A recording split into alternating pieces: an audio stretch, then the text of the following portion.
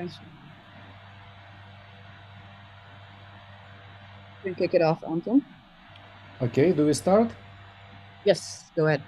Okay, so hello everyone, and thanks to everyone who helped to You can kick it have off, Anton. what? Okay, do we start? Yes, go ahead. Okay, so Oh, hello everyone. sorry, one And second, I need to thanks stop. to everyone who helped to. Well, okay, so let me start over again. So thanks everyone who helped organize this workshop, first workshop on AGI and AI in FinTech. And I'm going to start with presentation of the work that have been done across a few different projects with involvement of multiple people, and it all comes to some ideas and architecture and concepts and techniques that could lead to creation of the platform for active portfolio management in application to crypto domain, in application to crypto market making. So if we speak about the active portfolio management from a broad context, we can think of it as optimization of inventory stored on the two-dimensional space where we allocate resources in terms of the different assets like Ethereum, Bitcoin, AGIX, SDAO, and other tokens on one hand. So on the left side of this table, you can see the overall amounts of particular assets in portfolio. For example, we can have 30% of Ethereum and Bitcoin, 20% of AGIX, and 10% of SDAO tokens, and 10% of some other coin, and that builds 100% of our investment portfolio. But on the other hand, each of these financial assets may be maintained in different ways. We can either hold them, just assuming that the price will grow, so we just gather the return because of the ongoing growth of the exchange rate. On the other hand, we may be involving these assets into the active market making, trading our pairs like Bitcoin versus Ethereum or SDAO versus AGIX or whatever, trading these pairs on either centralized exchanges like Binance or decentralized exchanges or decentralized crypto protocols like Uniswap. Finally, we may have the other way of increasing our amounts of our assets actively trading by market orders, either on centralized exchanges like Binance or decentralized exchanges like Uniswap. So then in respect to each particular asset, we may decide whether what is the actual strategy for securing or increasing these assets with given the risks that we can take, and that allocation of the assets on two-dimensional space of strategies and assets give us such two-dimensional picture where we need to do the solve the problem of portfolio optimization. So now, if you consider different activities involved in the such kind of active portfolio management, we can go from left to right here. So first of all, we do the investment goals definition, like whether we want to get some high profits with high risks, or we rather want to just save our investments with low risks. And that comes to actual work of the portfolio planner, where we select the trading pairs and exchanges where we want to trade or keep assets corresponding to these pairs. And from once we have the markets and trading pairs and exchanges identified, we have built the portfolio. We allocate our funds into this portfolio, and then we start the process of maintenance of the portfolio, periodically rebalancing the portfolio based on the changes of the exchange rates for particular assets and to particular volatility changes and particular risks and the different fundamental and market factors.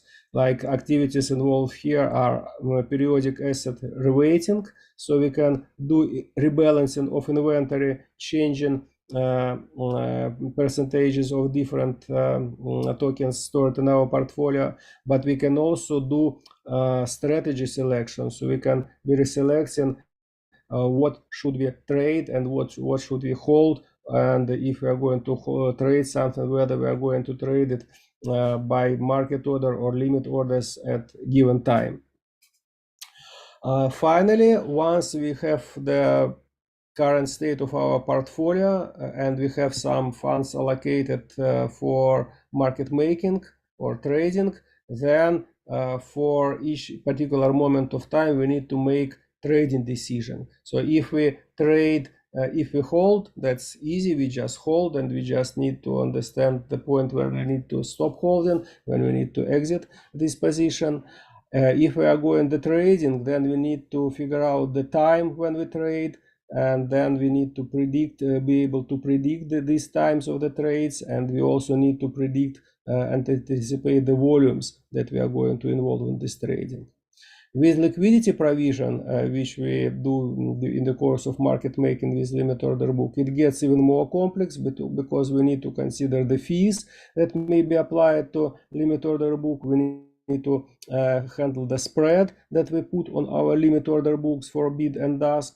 We can also consider timing when we make such and such bid or ask orders, and time when we need to cancel these orders. We also need to consider the volume of the order, that we should be able to predict when we should put these orders or cancel them, and also we might consider that orders might be allocated in order grids or staggered orders when you place your orders at different levels of liquidity.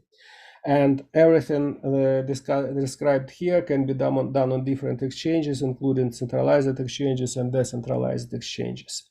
And in order to do so, of course, all what I have discussed is being done by traders and portfolio managers many years manually, but since we are talking about the AI infrastructure for active portfolio management, we can enlist some activities that are indicated below, like portfolio planner, portfolio weighter, strategy evaluator, price signal generator, and price predictor, which provides inputs for all of the other AI components.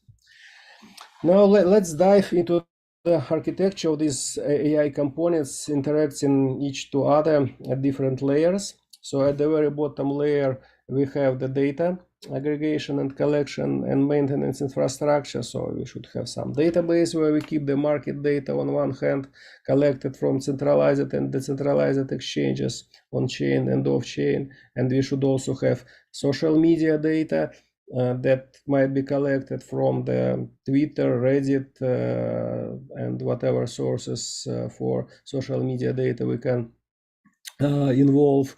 So we should have the tools for like market scalping tools, news media scalping tools, and further, once we have collected the news tools, we should be able to evaluate the metrics found in this social media. That the metrics could be sentiment, cognitive distortions. I won't talk more about this now, but you can watch presentation made just a few hours ago on the interpretable natural language processing workshops, where Mukul Vishwas has presented which metrics we can involve into the social media analysis. And right after this talk, Mukul will present how we can use the social media metrics into the actual price prediction. And yes, the price prediction and that might be not only the price prediction, it might be prediction of the volatility and prediction of the volume, is further used by all other components. It may be involved into the signal generation. So the signals generated from the price and volume predictions might be initiating creation of the limit orders, canceling of the limit orders, and execution of the market orders. Further, the price prediction, the signal generation, and the market data collected may be involved in the simulation and backtesting frameworks, which might be used by the strategy evaluator to figure out which particular strategies for market making or for market order trading might be used at this time. So one way of evaluating the strategy is a simulation, when we simulate particular market conditions using virtual exchange and virtual population of the market making and trading agents operating on this exchange, and you can evaluate different strategies based on computational mathematical simulation. Or you can use the backtesting, where you have historical loads of the market data, including the raw trades and the snapshots of the limit order book data, and you can actually virtually execute historical logs of trades and limit order book snapshots along the timeline and evaluating your strategies on this virtual stream of data being replayed. And based on the evaluation of these strategies, you can do all the other activities: portfolio planning, portfolio balancing, and trading and market making that I have described just a few minutes ago. So the color here indicates just the current focus of our activities. So the components which are indicated in green are what we right now have either in development or moving to production, and the yellow blocks here are the pieces that are in more research phase. Now, if we are going to talk about the actual execution of the market making or trading activities, we can incorporate the notion of narrow AGI, which is being developed for a few years based on the concept of Ben Goertzel. And also we can consider that using so-called task-driven approach to AGI presented on the AGI conference by my colleague Evgeny Vityaev a couple of years ago. So if we consider this task-driven approach to narrow AGI, we can consider that we can create an architecture of an AGI agent which is capable to perform its activities in some operational space defined in terms of some operational environment. And then if we define the operational environment in terms of some financial operations and financial metrics, like perceptions of the price and actions of creating the orders, then we can actually make this agent learning the profitable behaviors and risk avoidance and loss avoidance behaviors for the benefit of the owner of this agent running it on top of the particular exchange or financial ecosystem environment. So here is the grand picture of how we can actually run this agent. So on the left, you can see the perceptions that this agent can make. On the top left, there are raw perceptions like raw market data, like trades, limit order book snapshots with different levels, OHLCV frames extracted from the exchanges, and also media data. So the raw data hardly can be processed by agent given the current state of the AI development. So in practice, from practical perspective, we rather try to do some pre-processing of this raw data, and pre-processing means aggregation of the raw trades into sort of business metrics or signals like price differences, log returns, different trends, indicators for trend, volatility, all sorts of imbalances between the sell and buy, ask count and volume, ask and bid count and volume. And also we extract the media metrics like sentiment and cognitive distortions known in cognitive behavioral therapy, as it has been presented by Mukul on the previous talk and will be extended on the following talk. Now, given we can have this higher level metrics aggregated and fed into the agent, as perceptions, the agent also can do some low granularity actions, like creating particular market orders, like buying or selling of particular size of asset given the current market price, or it can create bid and ask orders at particular spread, at particular size, or it can be canceling the existing orders.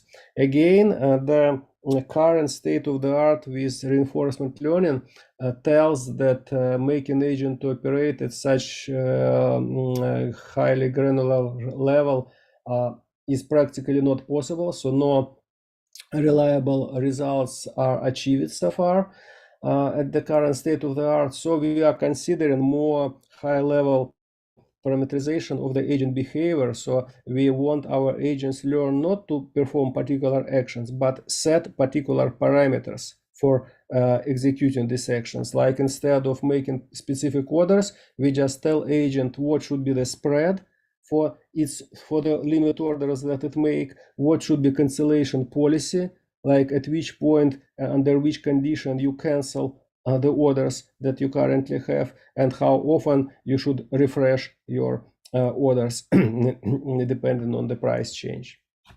And in the current experiments that we run and that will be presented later in this talk and at the end of our today's session by Alexey Glushenko, in our current experiments we have very simple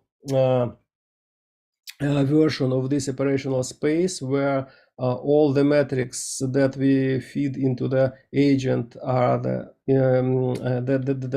metric is one, it's just the price difference. So we are collecting just the price difference along the timeline and the price curve, and the parameters that we generate are the spread and the cancellation policy. So these two parameters operate the behavior of the agent.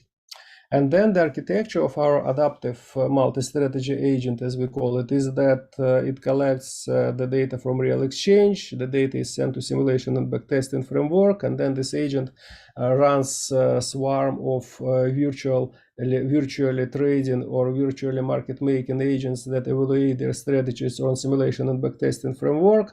And then based on the performance of this virtually market making agent, the super agent or controller of the agent swarm controls the smaller subset of the most of the agents that are most profitable in the virtual environment and lets them to operate in the real exchange environment. I won't tell more about this because Alexey will be talking about this just in a couple of hours, but here is the idea how it works in the end. For instance, at the top you see the history of the market and 4 intervals, and these 4 intervals on the top are what we call strategy evaluation intervals. So these 4 intervals are just different intervals where we evaluate our strategies, and on every interval we evaluate strategies of multiple agents in the virtual environment, and based on the performance of the agents of these virtual environments we select the winning agents, and the winning agents are let to actually trade on the next period. And while some of the agents are trading on the next interval in real time, still the whole population of the hypothetical agents executing all imaginable strategies are running on the in the virtual environment. And so we move along the timeline all the time. We are selecting the most efficiently trading agents and selecting the winners, letting the winners to perform in real. So in the middle picture you see the bars corresponding to population of different agents with different strategies, and all the strategies are parameterized by the order cancellation policy and the spread. And then the bars are as corresponding to profits and losses. So red bars are losses, green bars are profits, and if you look into the top red bar, it corresponds to hodler. It's just a reference strategy which doesn't do our market making, and because the market is generally goes down, of course the hodler is experiencing losses. And if you consider all other strategies, then you can see that half of the strategies, market making strategies, are winning and half of the strategies are losing. So market making is not generally not profitable if you just consider some blind combination of strategies. But if you execute such intelligent strategy selection, then you can see that actually you can earn almost 3 times more than amount of losses experienced by hodler. So it shows that the strategy is this kind of strategy works. So here is just example of how it works in real time. You see the same 4 intervals. On the very top, you see the bars corresponding to profits and losses for the agents trading in a virtual environment, and at the bottom you see the same profits and losses, but with really small amounts of agents. In the first period, no one is making losses or profits because the first interval is just warming up to select the first population of agents for doing the real trading, and then you can see the other 3 intervals are executed by small subset of agents, where generally most of the agents are winning compared to the profits and losses on the virtual environment, because we selected the best species. That's again another illustration of the same kind of simulation that we have run. Again, you can see that over the periods which are incremental profits and losses on every period for these adaptive strategies. So the dark green bars are corresponding to hodler, so the hodler is always losing, and the light green bars are corresponding to adaptive agent, which is incrementally earning more and more. Another example of the same kind of experiment when we can play with different parameters, different strategy evaluation parameters, and different intervals of the updates, like 3 bars on the left below corresponds to hourly updates of the orders, and 3 bars on the right corresponds to minutely updates or refreshes of the currently opened orders, and top, middle, and bottom lines of bars correspond to the number of days between the strategy updates. So we see that generally, and by the way, in each collection of the bars, so the left bars correspond to hodler. So regardless of the configurations, hodlers are always winning, always losing. So hodlers are always in red. So the green bars correspond to the wild grid. We are using just all imaginable agents, and all imaginable agent strategies just have average profits and losses, and we can see that for hours they are earning a bit, but for minutes they are losing a lot. And if we use this adaptive strategy, which is 3rd bar in the first group and 6th bar in this 3rd group, you can see that the adaptive agents are always winning, and in most of cases they are winning greater than plain market making agents. Another way to improve our market making abilities are the predictions. So if we are able to generate predictions, then you can see that potentially you can make the profits even greater. So for example, here you saw on different market periods, you can see that blue bars are corresponding to hodler. So the hodler and is profitable in 2 intervals, and the hodler has negative returns in the middle interval. The orange bars correspond to non-predictive market making activity, and green bars correspond to predictive market making activities. And by the way, quality of predictions here is pretty low. The quality of predictions here is much less than the quality of predictions that Mukul Vishwas will be presenting on the next talk. But here I'm just illustrating that even with low quality of predictions here in two periods of 3, the ability to make the price prediction makes profits higher.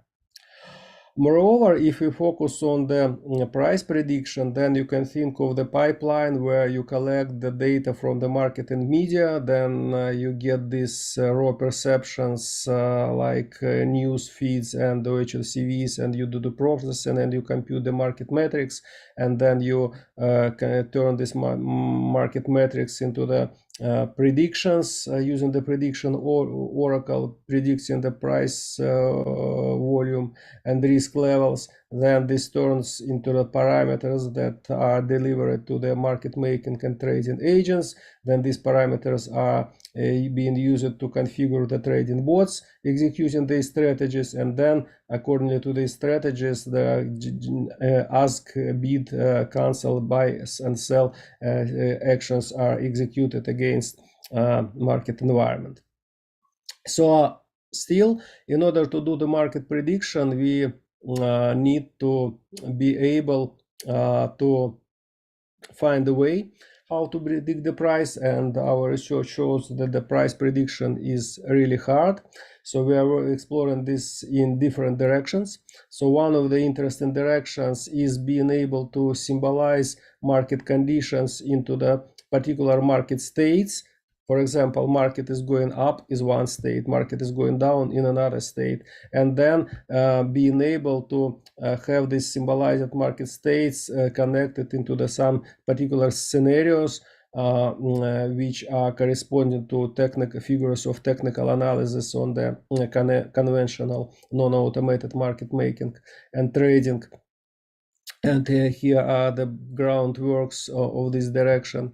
Here is what, for example, we are trying to perceive right now. So we are trying to figure out which of the particular market metrics produced by the raw data might be beneficial for such kind of symbolization or quantification. And we find that some metrics like different sorts of imbalances on ask, bid and sell, buy volumes and trade counts are can be found to form specific distributions where these parameters reside either on negative side or on positive side, and they work like binary data. So either the parameter on this state or parameter or on this state.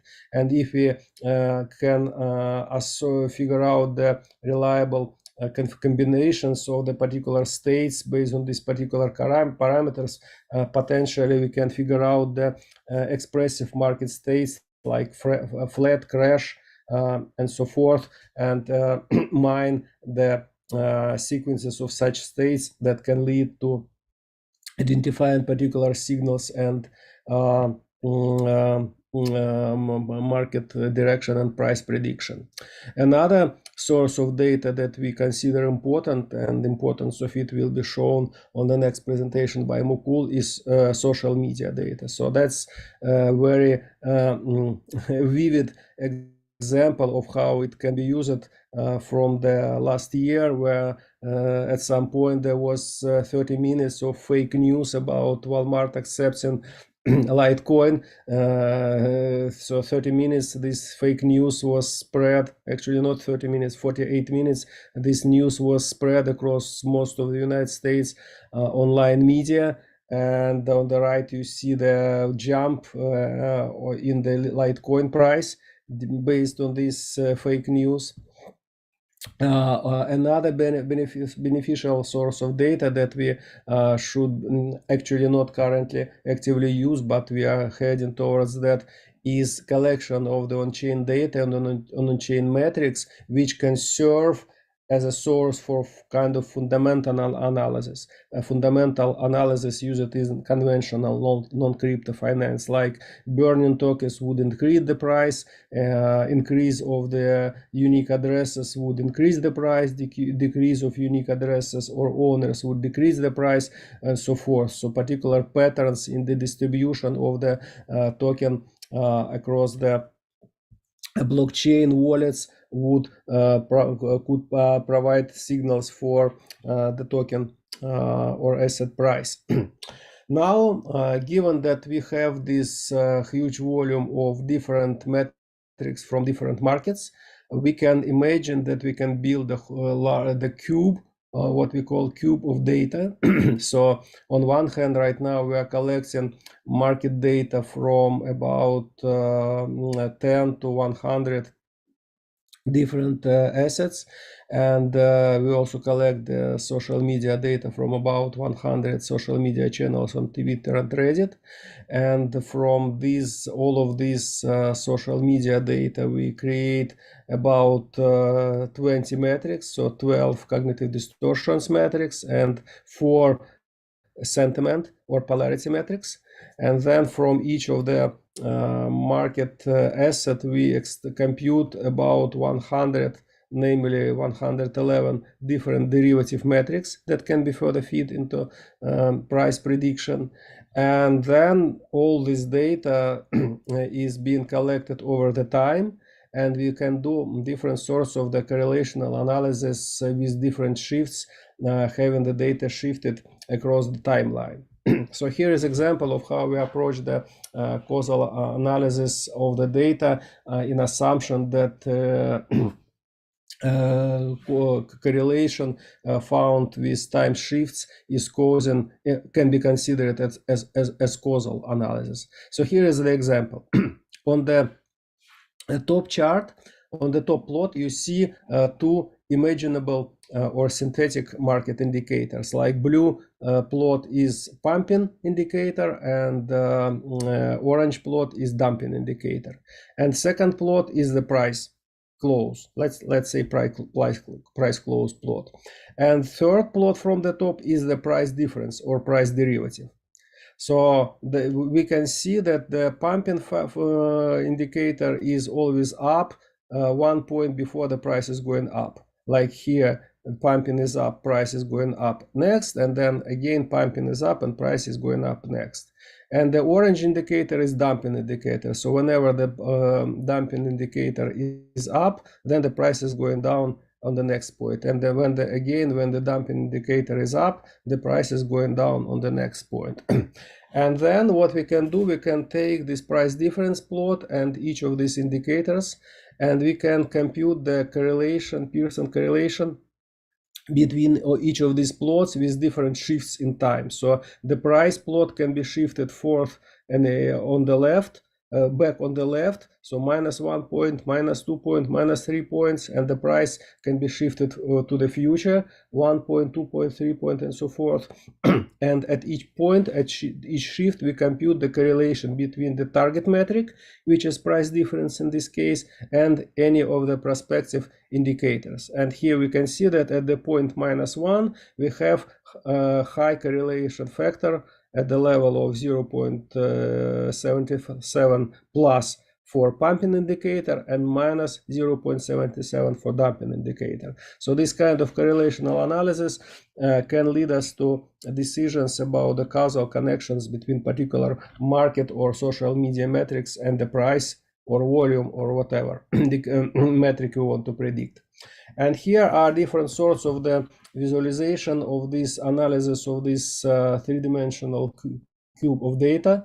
Like, for example, on the right, you see the slice of the cube for single market, multiple metrics, and multiple shifts. So we see that if we consider the price, then unfortunately, many things are correlated with price negatively or positively at the point 0 at the vertical axis, and many of them are also correlated with shift point number 1, with shift of 1 point. So that means that the price change is a predictor for really many things, but there is no things apparent to be the predictors of the price. And this picture nicely confirms the statement that the price prediction is hard.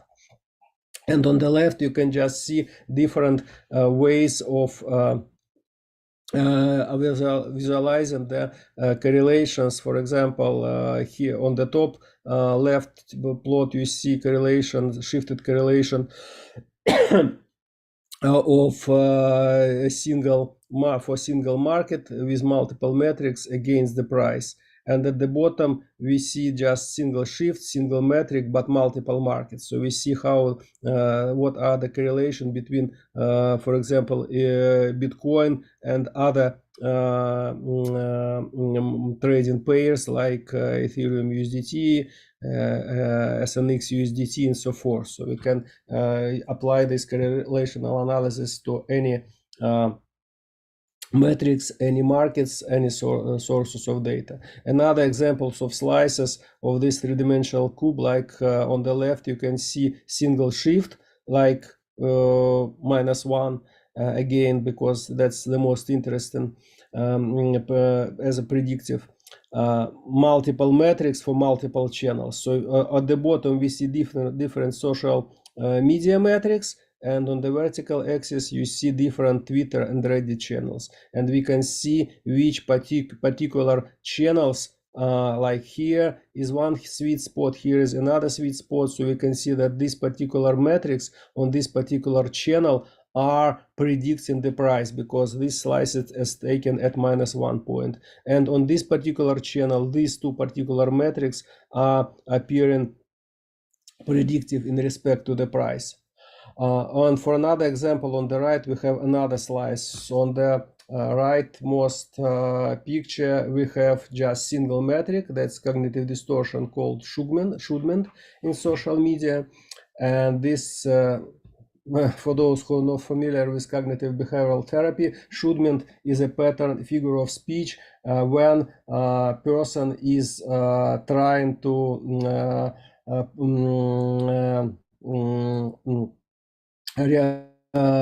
when the person is saying words in such a way that someone should do that. So you should, you would, you shall, I would highly recommend, and so forth. So these are manipulative figures of speech facilitating someone to do something. And then we can see that for shifts, shift number 1, expressiveness of these figures of speech on this particular social media channel is preventing the price change.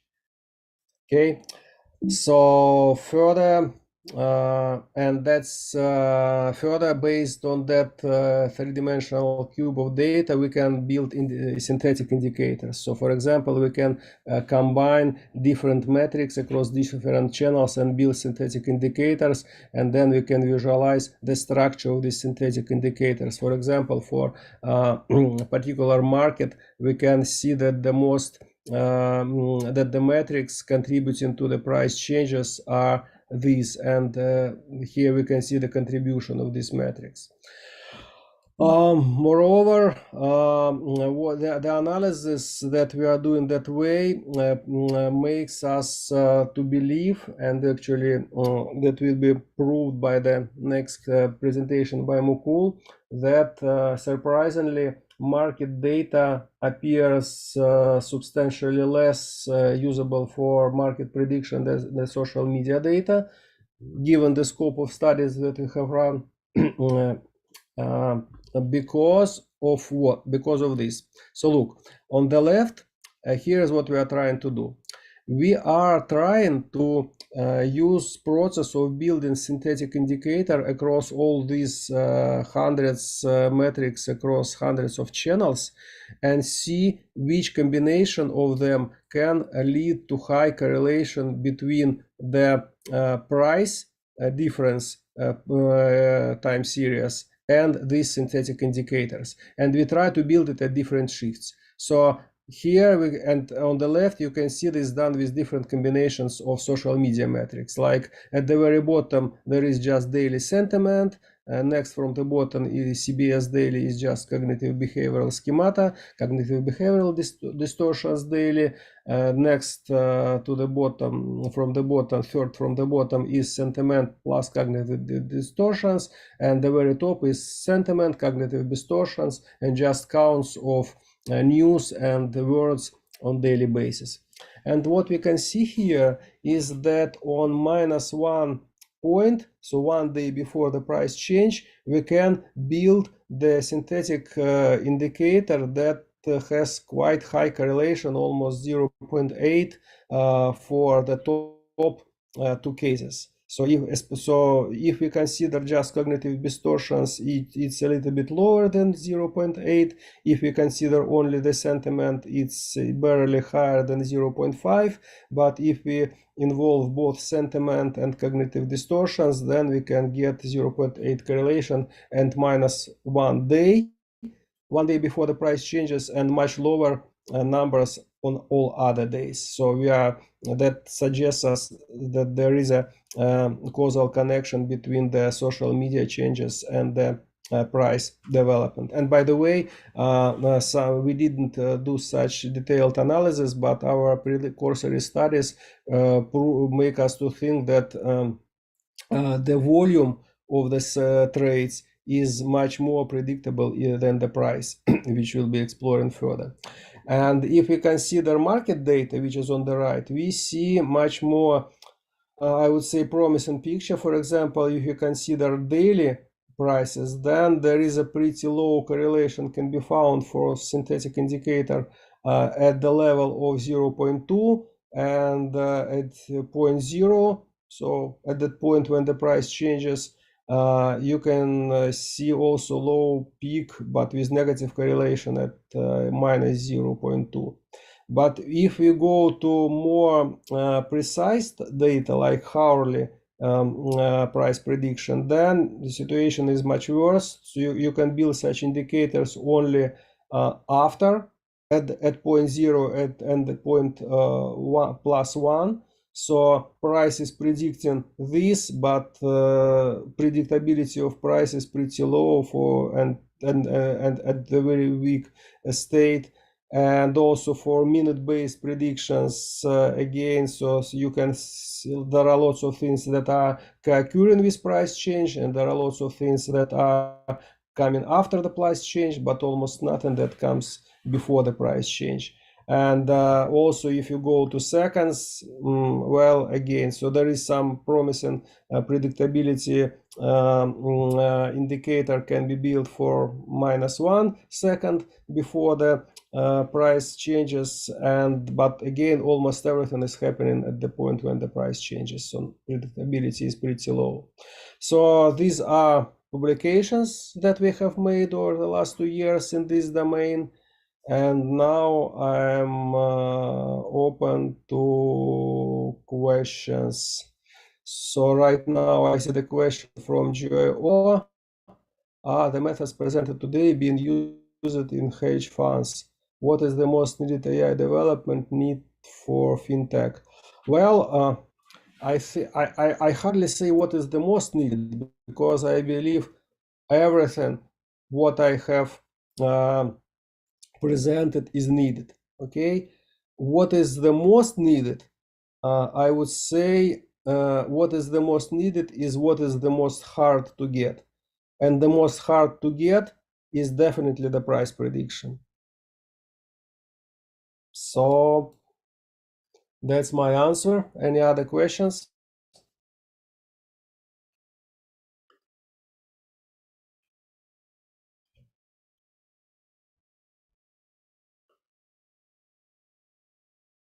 So if there is no any questions, I would like to let Mukul go ahead with his presentation.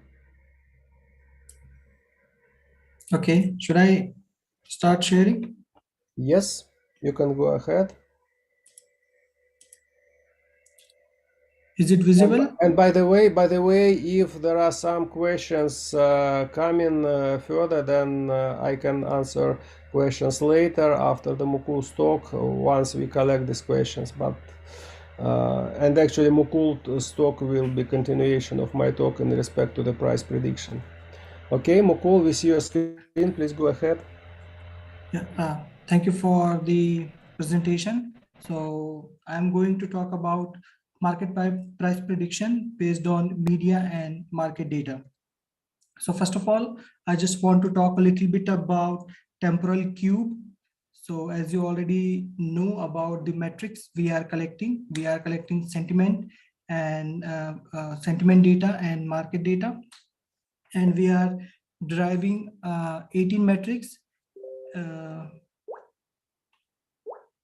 in which 4 are sentiment or polarity metrics, which are sentiment, positive, negative, and contradictive. And the second one is cognitive behavior distortion. And we are calculating around 15 metrics for cognitive behavior distortion. And we are calculating these 18 metrics for all the channels, which are 77 channels. And apart from that, we are also collecting market metrics. We are collecting this from Binance Crypto Exchange, and we are collecting this for 9 trading pairs. And yeah, so these are the data we are collecting for market and media database predictor. So now, how we are predicting and what type of model we are using. So this is the model which we are using for our experimental purpose, but it's very close to the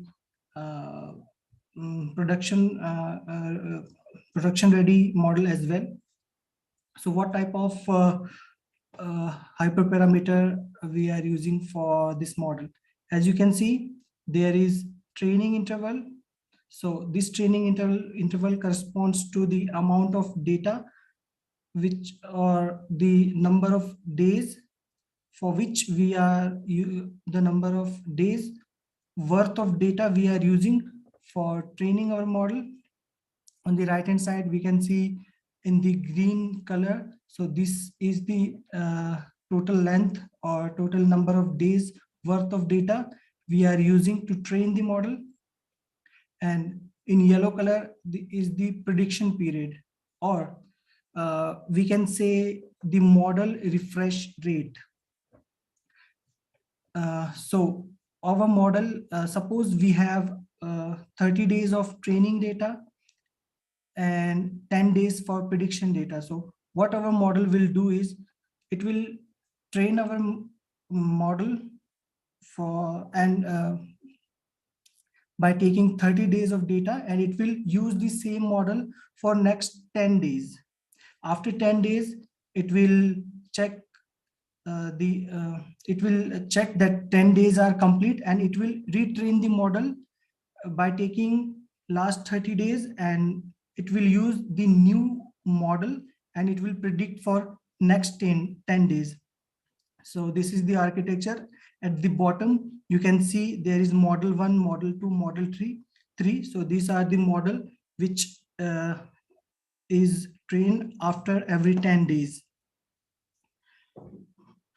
And it's a continuation process because we have historical data. So it will just train the model and it will save it and store the model. So this is created for the experimental purpose only. And now, which type of model we are using for the real-time prediction? So as you can see, this is the pipeline of our model, and metric 1, metric 2, these are the metrics derived from sentiment data and the market data. So we fed this data to our pipeline, and we will combine this data, create a single data frame or a single data out of it, and then we will fed it to the next stage. Next stage is the hyperparameter selection. So now here we have 4 intervals which we can set to maximize the efficiency of our model, which is training interval, which I already described, the prediction interval or the model refresh rate. which I already described in the last slide. The third one is the historical data. So how much data we want to use to predict the next price. So that's the historical interval. By default, it's set to only 1 day, as we saw in our previous presentation that at the negative -1 shift, we have the highest correlation. So we are using the last day data to predict the next day price.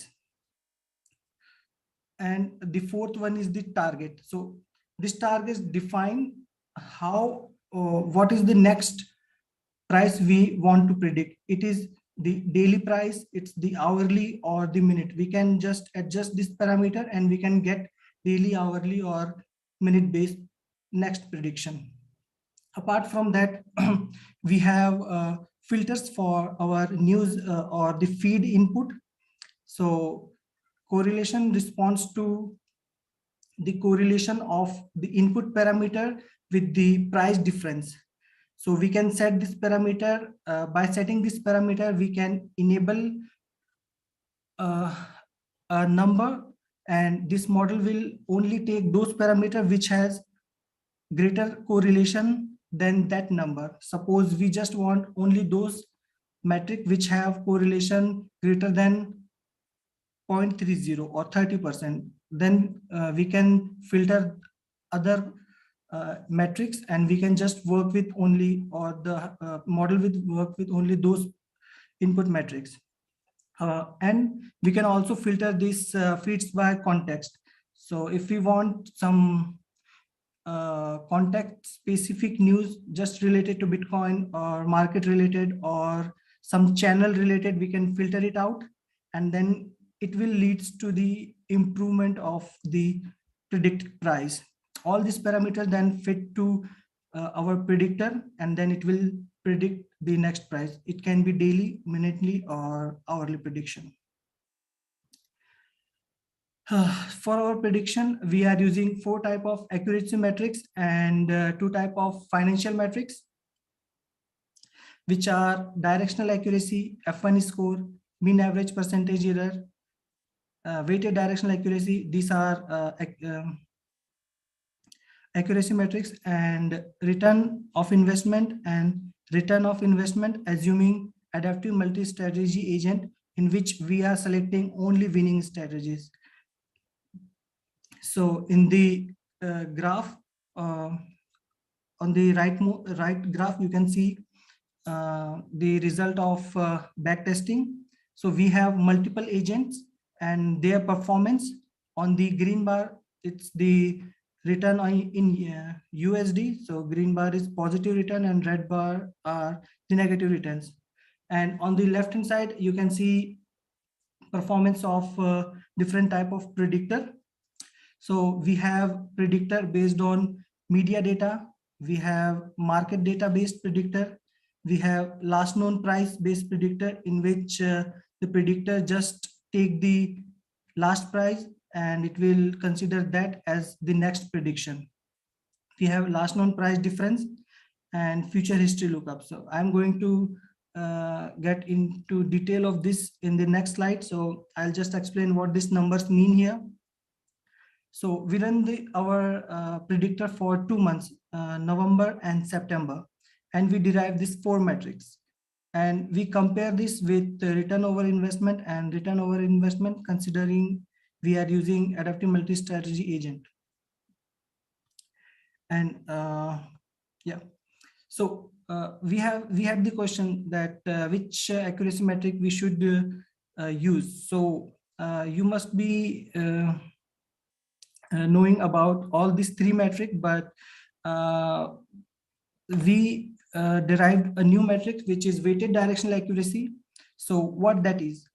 So if you considered, if you know about directional accuracy, if the price change is positive and the actual price is also going positive, then it's win. It will classify it as a positive.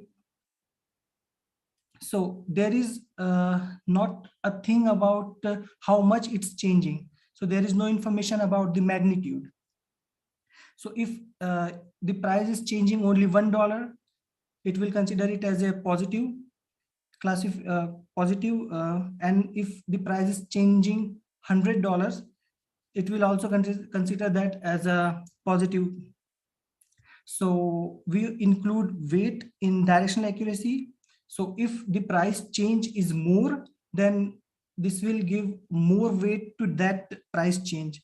So that's why it's and the weight is given by the amount of price changing. So it's a weighted directional accuracy. On the right hand side, you can see the relationship between weighted directional accuracy and return over investment. So you can see a linear graph. As the weighted directional accuracy is increasing, the return over investment is also increasing. But there is an issue that for the same weighted directional accuracy, we are getting different number of return for last known price difference and for the media based predictor. Here the media based predictor is working well, but there are different numbers. So we are still looking into this, why we have the different number. So we are digging deep and trying to figure out what happens here. So that's something which we need to look into it, and which we need to figure out why this is happening.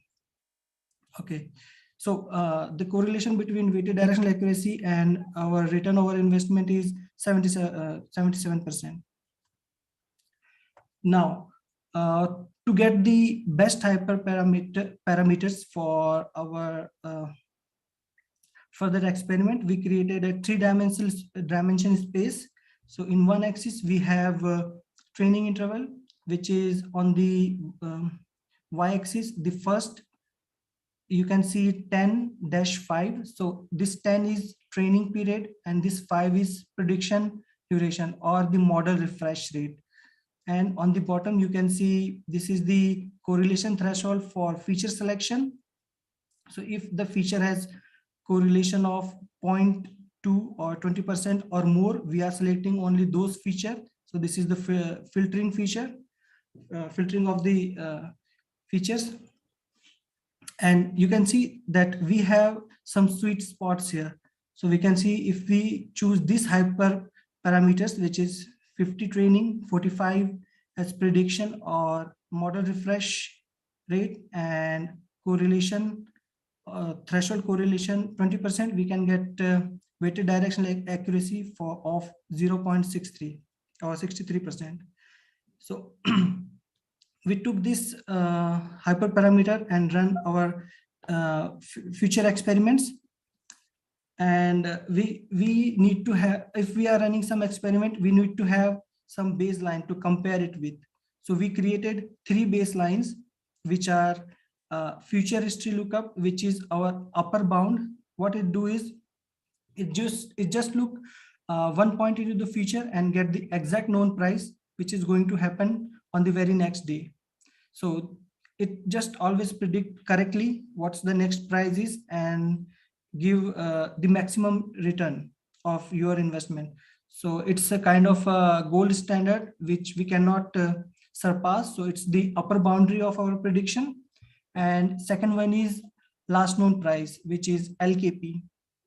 So it just take the last price and consider this as the next prediction. So it predict the it just take the last known price and consider that as the next prediction. The third one is last known price difference. So it's the linear interpolation. So in simple language, it just take the difference of last 2 price and add that difference to the last price and consider this as the next prediction. And if we plot this prediction against the close price or the price, we can see this top left is the graph, which is last known price versus price. So you can see that it just replicating the last price, and it just shifting the last known price to just 1 day. And for the price difference, the price is following the same path, but there are a lot of variation in the price. And the bottom one is the plot for the closing price and the media database predictor. You can see it's working a little bit better. You can see the price is sometime it's predicting accurately and it's very close to the actual price here and some part here, here. So it's following very closely to the close price. Now we run this experiment across multiple market and to be exact on 9 markets, and we found that the highest correlation is with BTC USDT. And we also try to find out why other metrics have lower correlation, lower weighted directional accuracy. So we try to figure this out by calculating the plotting the weighted directional accuracy versus volume USD. So we find out that higher the weighted directional accuracy, the higher the volume USD. And we also calculated the coefficient of variation, which is the dispersion of data points across the mean value. And we also found that the higher the coefficient of variation, the lower the volume USD. So this may be one of the reason that these have less predictability or less accuracy. But it may be one of the reason. It may causing this. We are not sure, but it may be one of the reason. So, so this is the result of backtesting. So we are running backtesting on 2 months, November and September, and we are predicting daily price.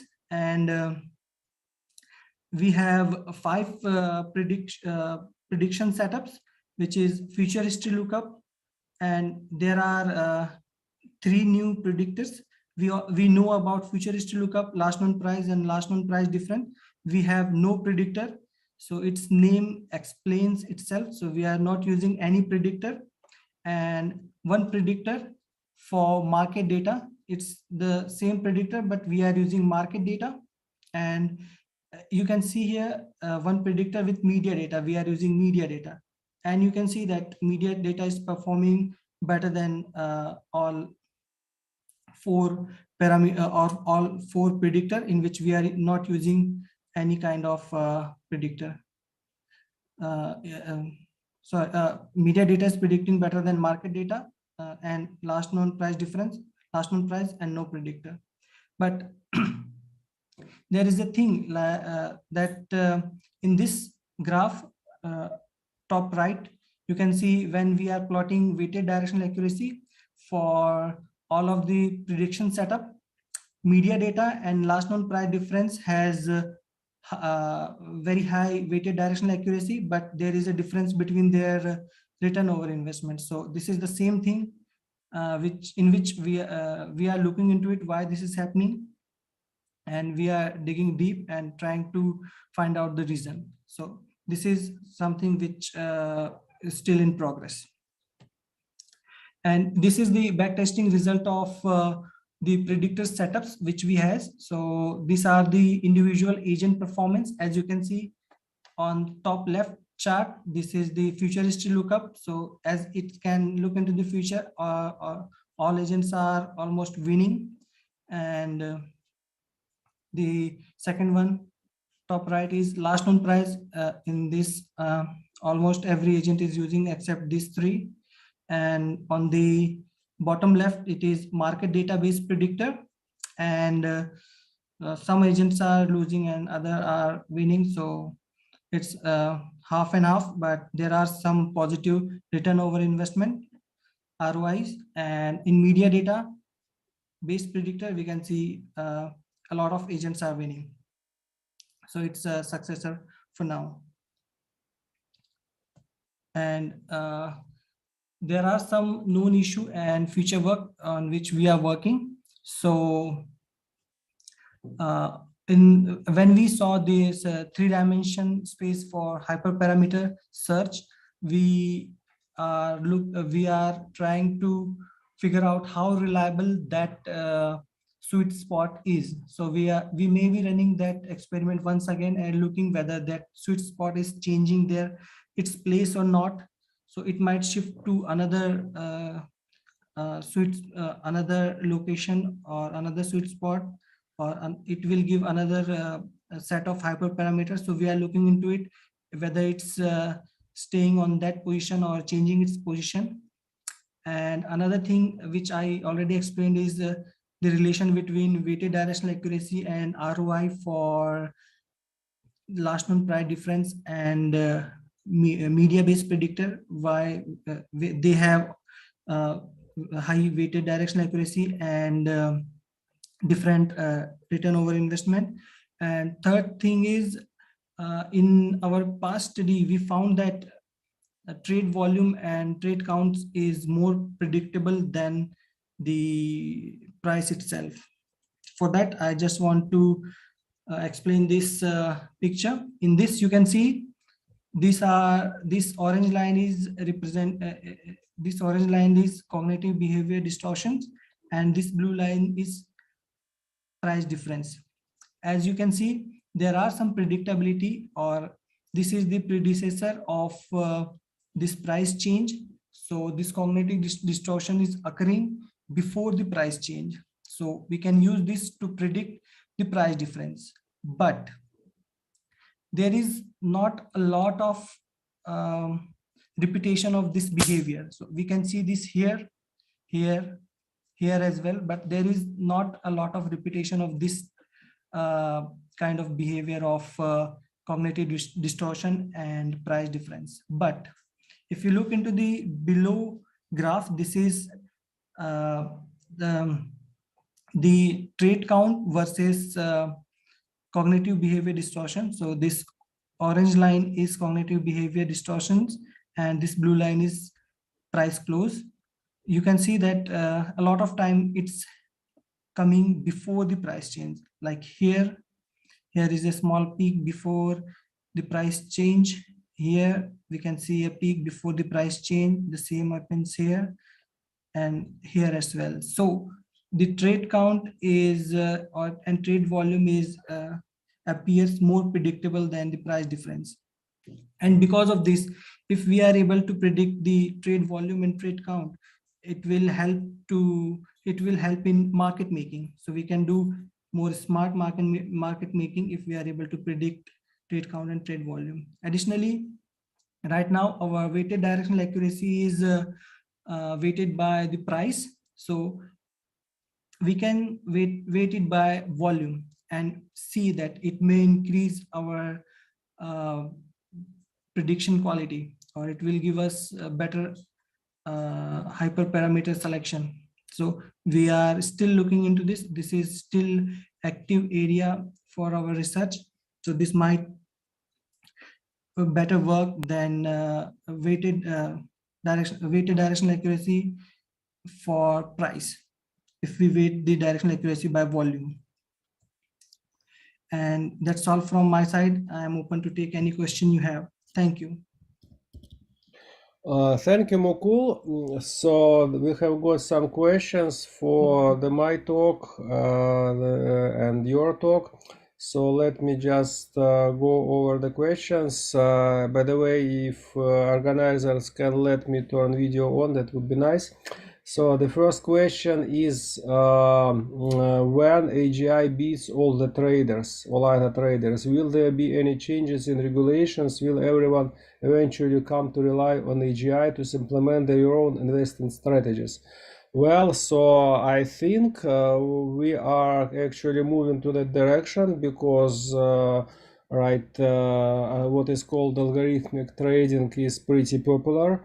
And especially high frequency trading can be done only in algorithmic ways, and it is quite difficult to compete with high frequency trading without using algorithmic trading. So algorithmic trading will be getting more and more algorithmic, and once when AGI is created and comes into play, then the competition between different trading algorithms will be more and more severe, and I believe that human traders won't be able to stay with the AI trading, and then it might end up with few possible outcomes.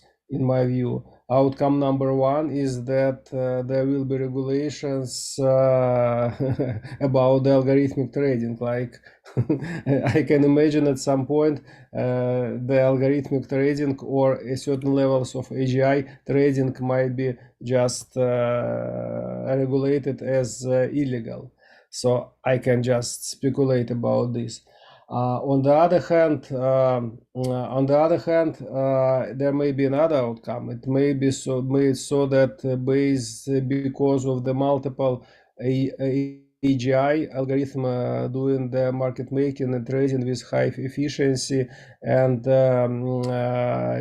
speed, the speculations would be hardly possible, because whenever someone wants to manipulate the market, then the AI algorithms are stepping in and eliminating this manipulation, and then it might end up that different AI algorithms on competitive manner might be just stabilizing all markets and making them more actually usable for just conventional economical operations and eliminating potential speculations. So market might become less speculative than they are now. So just two opposite outcomes that we can anticipate. Well, another question that we have, let's see. 20 years ago, the idea of being on a live stream discussing democratized, decentralized AI would be absurd. This to me shows that we grossly underestimate evolution and its rate in eras. Yes, I think that's not quite relevant to FinTech. It's more like AI and singularity perspective. Well, yes, I think singularity is all about that we are hardly can estimate what's going on in the next years, like whether AGI will create massive manipulations on the financial market and have to be disabled, or it will rather stabilize the market and make manipulations impossible. We'll just have to see what's going on. Now there is a question, I believe, two questions to Mukul. First, what is the sample size for the data used for these models?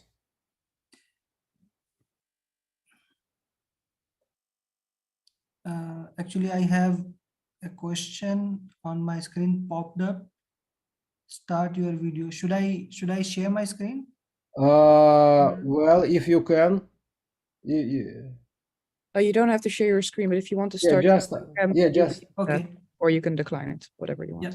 So we are using 9 months worth of data for our experiment.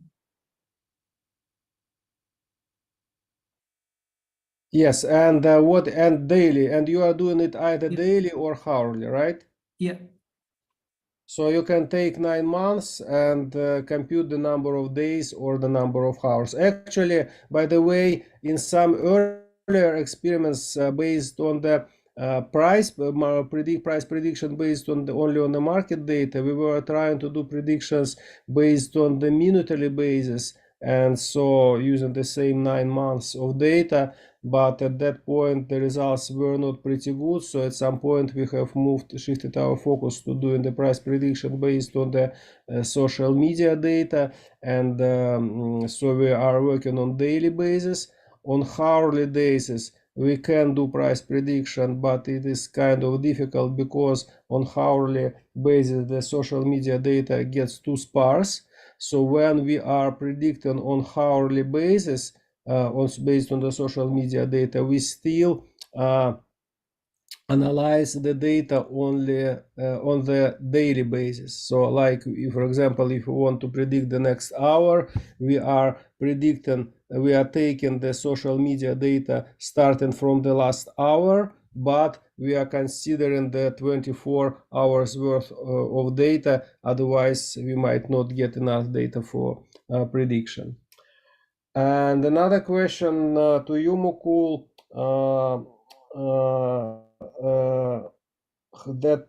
how optimistic you are for price prediction over the next year? Based on the result, the return over investment is quite good for the month which I ran the test. So I'm quite optimistic about that. But the market is, because the data, the ROI is very dependent on social media. So it may be it's prone to manipulative media, or it means that it can be easily manipulated. So it can play another very important role in the future. So I'm highly optimistic, but I'm concerned a little bit too. Okay, thank you. Any other questions?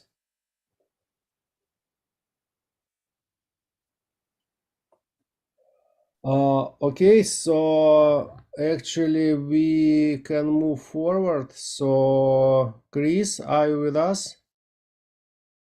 Can you go on and share your talk and take on the leadership of this meeting, because I might go offline? Yes, thank you so much, Anton. So we will be waiting for a couple of minutes for Chris, and then we will continue.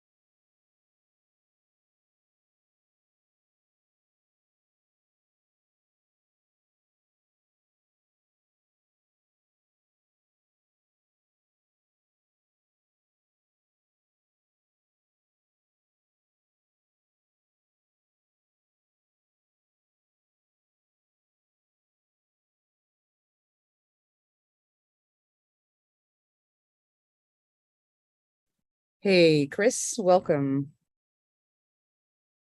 Hey, Chris, welcome.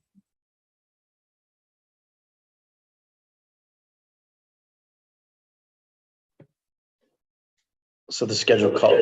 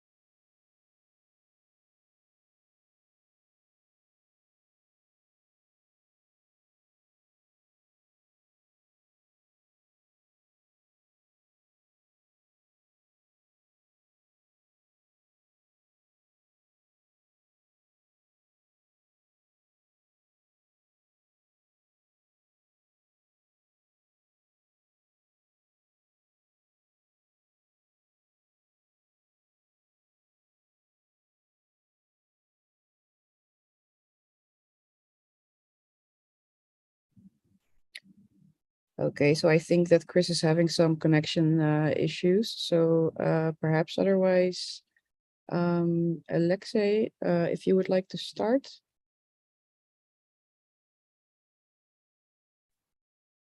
Yeah, sure. All right. Hello, everybody.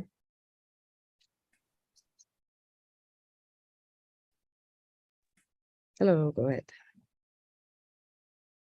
Okay, can you see me? Hello, everybody. Let me share my screen.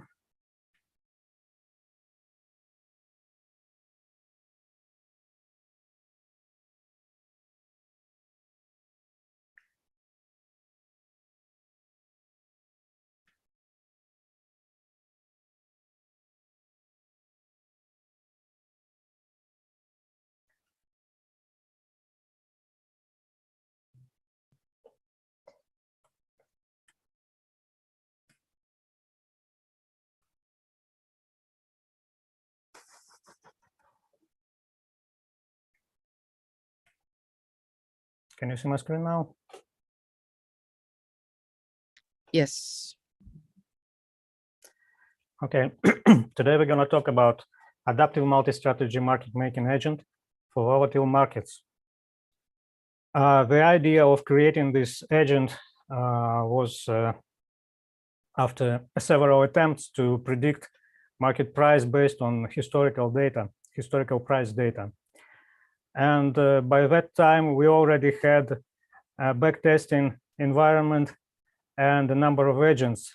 And the idea was to utilize all the power of those agents and create some sort of super agent which is robust and sustainable to market volatility. And so the adaptive multi-strategy agent was created. And here is the structure of this agent. And I will say a few words about how it is, all the components of the adaptive multi-strategy agent work with each other.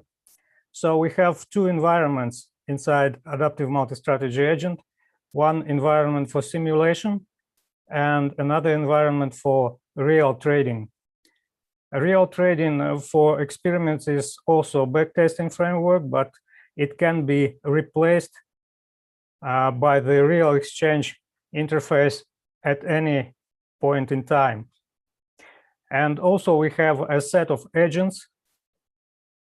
And actually, there are two sets of agents, one for backtesting and one for real trading. In backtesting environment, all agents work every period. And in a real exchange environment or in real environment, only selected agents are working. So before starting the process, we have to define period. We have to define amount of assets, split it among all agents. And we have, okay, we have to define period. We have to define the set of agents properly set for performing their tasks. So when we've done that, we can start the process. First run is performed after making backtesting on historical data. And after that, for this new set of agents is selected based on return of investment and alpha, which is the difference between the hodler return of investment and the agent's return of investment.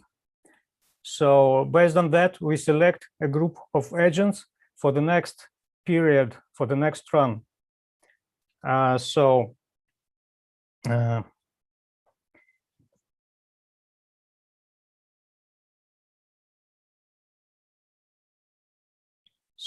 how we select agents? As I previously said, we use return of investment to calculate so profits and losses, and we use alpha to select agents based on backtesting performed during the previous run. So here is on the picture the visualization of how selection is made. On the upper picture, we see multiple agents and their return of investments.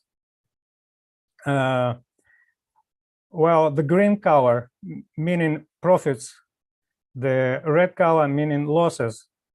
So, and there are periods. All those columns are periods, which for our experiments were 1, 2, 3, and 5 days. So during the first period, we select winners and create another team of agents for the next run. During the next run, we also select winners and create another team of agents for the next run again. So that's how it works. So about agents, we have 3 groups of agents, main groups of agents, and hodler. Hodler we use to estimate alpha, to compare hodling profits with estimated agents profits. Well, hodler simply buy at the beginning of the period using the current price, and sell at the end of the period also using current price. And after that, return of investment is calculated. Bayes agents are simple agents operating the imbalances, and they vary, their settings vary in spread. I mean, spread for making bid orders and ask orders, and cancellation policy. By cancellation policy, we mean that in one mode, all orders are canceled when the price direction changes. And in another mode, the orders left until they get filled or until the period ends. NAIX agent is has several configurations, also based on different spreads. And we use Hummingbot, simplified Hummingbot, pure market making strategy. And we use several agents of Hummingbot, varying in spread, and also varying in amount of assets. That's what about agents. So for our experiments, we selected 3 types of market. One is bull with low volatility, one is bull with high volatility, and one is bear market with medium volatility. And for both experiments, we use data of different granularity. One set of data is hourly data, and another set of data is minutely data. So, and as I previously said, we have 4 different periods: 1 day, 2 days, 3 days, and 5 days. So what we see here is that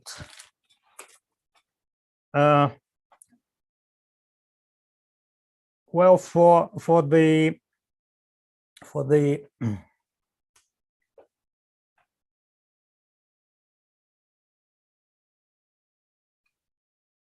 Bayes agents appears highly dependent on period and slightly dependent on type of market.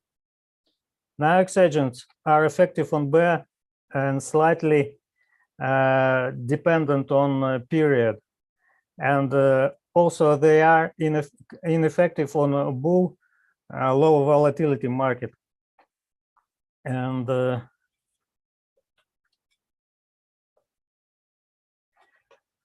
Well, as for Hummingbot, Hummingbot is effective on all markets, but most effective, the best, I think, effective on bull with high volatility market. These are the results for hourly granularity data. Bayes agent configuration shows positive alpha only in 7 out of 12 experiments. And as I previously said, highly dependent on previous duration, regardless of type of market. As for NAICS configuration, they always show positive alpha for bear medium volatility market with slight period dependency, while constantly negative for bull low volatility market. The alpha for bull high volatility is negative for shorter periods and positive for longer periods. Hummingbot shows positive alpha for most periods in all markets, while most successful for bull high volatility market.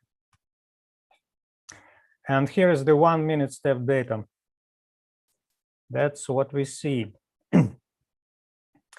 We also have Hummingbot as a winner, but on bull market, with low volatility, it sometimes gets a negative alpha, but it's most successful set of agents. Well, in few words, Bayes agents effective on bear market, and the effectiveness grows from short to long periods. And Bayes agents are completely ineffective on all other markets. As for NAICS, NAICS is effective on bear market and ineffective on bull low volatility, and shows completely unstable results on bull high volatility markets. Hummingbot, as I said, effective on all markets, but except for bull with low volatility. This is almost the same what I already said. And also we have tables for those people who are interested in exact numbers. I hope the presentation will be available after this talk, and those people who are interested in numbers can check them. And the numbers are split into 3 tables related to each of the compared markets. As for comparison of hourly and minutely results, Bayes makers appears mostly effective on bear medium volatility market and showing much better result on minutely data. For bull low volatility market, they perform rather worse. On the 2-day period, on minutely experiment has positive alpha.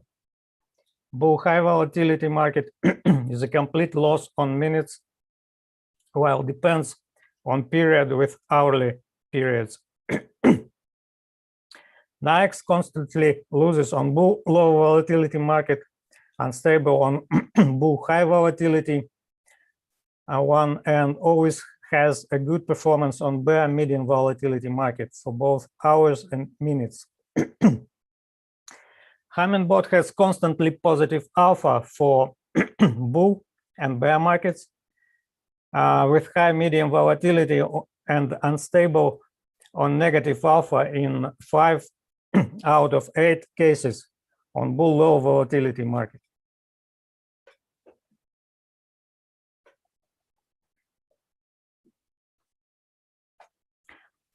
Yeah, now we have to talk about possible experiment problems.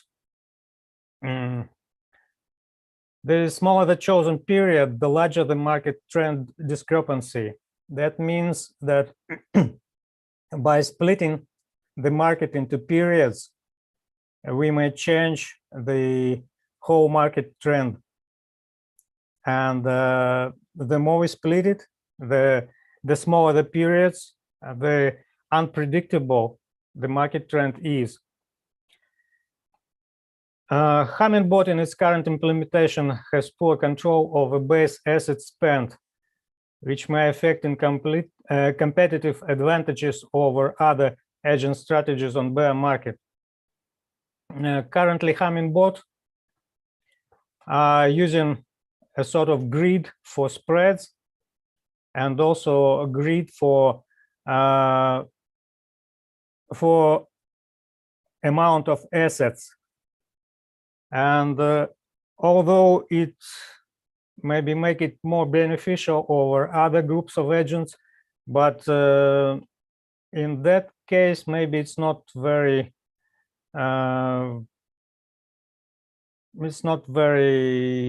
I mean, it's not the case for well, prioritize its results over other agents.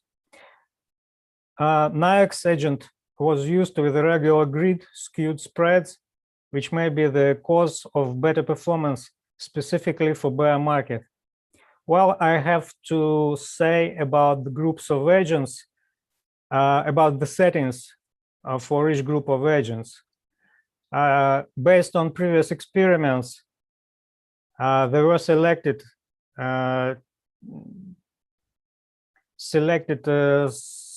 some beneficial settings for each group of agents. So that may be that's because that's the reason for differences in spreads and other settings. Well, what can we do to improve adaptive multi-strategy agent? Well, we can make more dense regular bid-ask spread grid, which may help in some circumstances to gain the profit.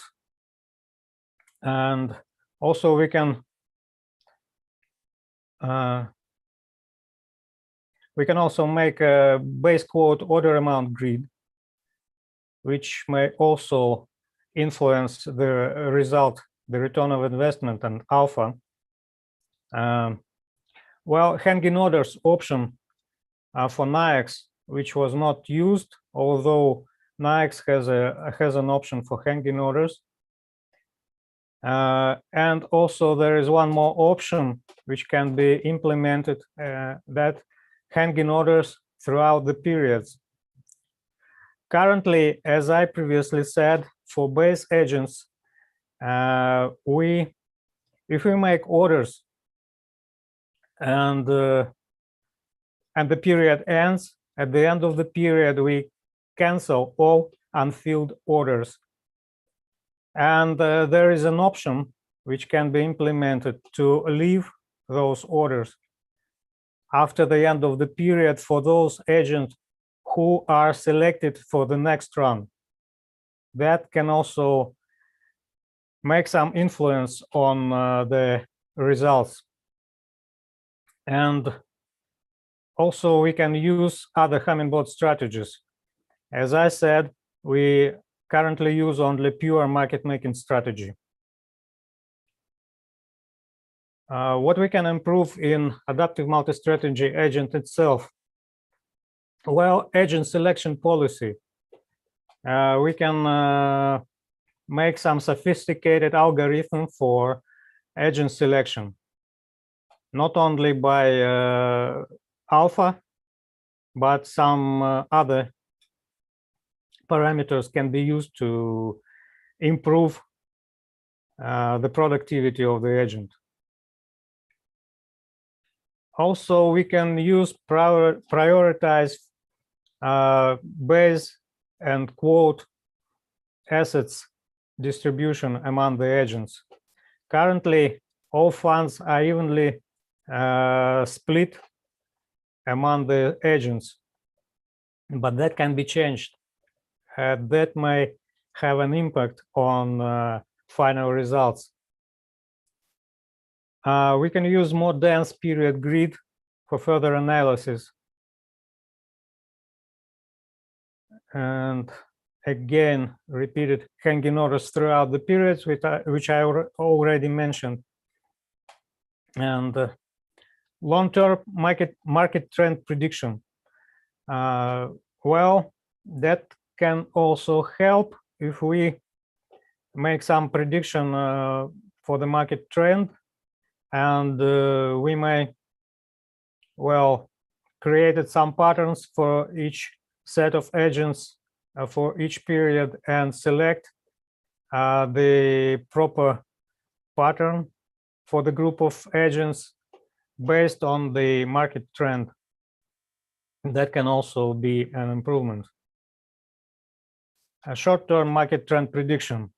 Well, that's pretty clear, I guess. And also we can make nested adaptive multi-strategy agent configuration, which we're not experimenting, which we were not experimenting with, but it can be done because adaptive multi-strategy agent now implemented as a single agent. Well, from the standpoint of backtester or exchange, all orders come from child agents are viewed as orders coming from one single adaptive multi-strategy agent.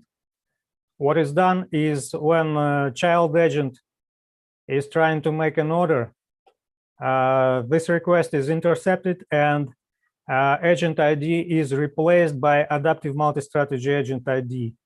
So the exchange or backtesting environment takes this order as from adaptive multi-strategy agent. So that provides possibility to create nested configuration for adaptive multi-strategy agent. Well, and as a takeaway, we can say that it is possible to get profits in highly volatile markets. And also there is much to improve, there is much to research. And the experiments on adaptive multi-strategy agent are carried on, and probably the next time we will come up with better results related to adaptive multi-strategy agent. That's it. Thank you very much. If you have questions, please ask.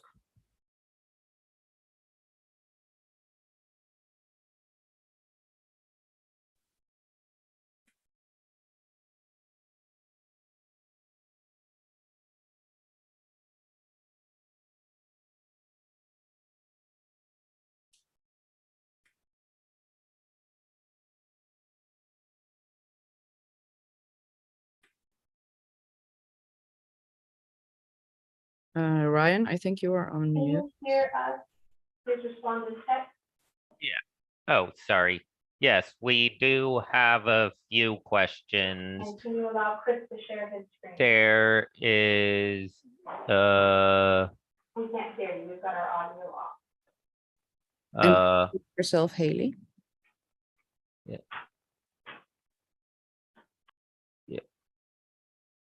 Okay, yeah, sorry for a sec. So How the are we first doing? Testing. good, but where we need to do the Q&A. Can we hear anybody here? Yeah. Okay, I guess we're fixed. And then are you allowed to share your screen? Let me get into that. Yeah, sorry, we're doing a little transition and also trying to have the Q&A. So okay, yeah. So Chris, just wait a minute till we finish the rest of this Q&A, and then you guys will be good to go. Yeah, okay, yeah, so back to the Q&A, Lexi, the question was about your MM architecture. In the architecture model you shared with us, what have been the biggest wins in previous roadblocks? And could you share any of the unexpected challenges now or past challenges? Yeah. Well, I don't really get the question. What challenges are you talking about? In creating the architecture and or training it, like, were there any roadblocks that you had that you found a way to solve? If so, how did you solve them? Or what was the ways in which you found that you could improve the system you were creating? Well, no big problems were found on the way, but as I said, there is much to research and there are many ways of improving the agent. And well, we always have to keep some kind of balance between the winning agents and losing agents to have positive alpha. So that's probably the challenge, because from one period to another, we can hardly reproduce the result of the work of the set of agents, because the market is a kind of living organism which changes all the time. So if a certain group of agents has shown good profits on one period, they may not repeat this success during the next period. So, and we have to keep this balance somehow to make the adaptive multi-strategy agent always profitable. So that's probably the main challenge. And also, this is the, well, there are many ways to improve it.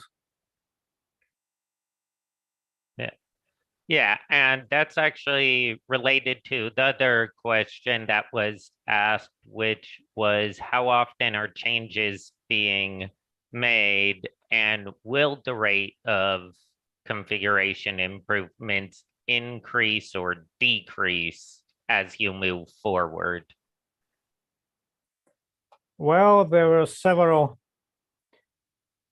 attempts, and as I said before, creating adaptive multi-strategy agent configurations, those agents worked without adaptive multi-strategy agent to well, to find the better settings for the group of agents, the most beneficial, the most I don't know, most profitable, I would say. And after that, that configuration became part of adaptive multi-strategy configuration. Well, and that was made for every group of agents, for Base, for Niox, and for Hummingbird. And it takes time, yes, it takes time. And after that, there were several attempts, several experiments with all the configuration running on the Hummingbird, and that's probably it. Yeah, thank you very much for your wonderful talk. We are going to transition to talks from James Oswald and then Chris Poulin. Thank you for your questions. Thank you for your attention.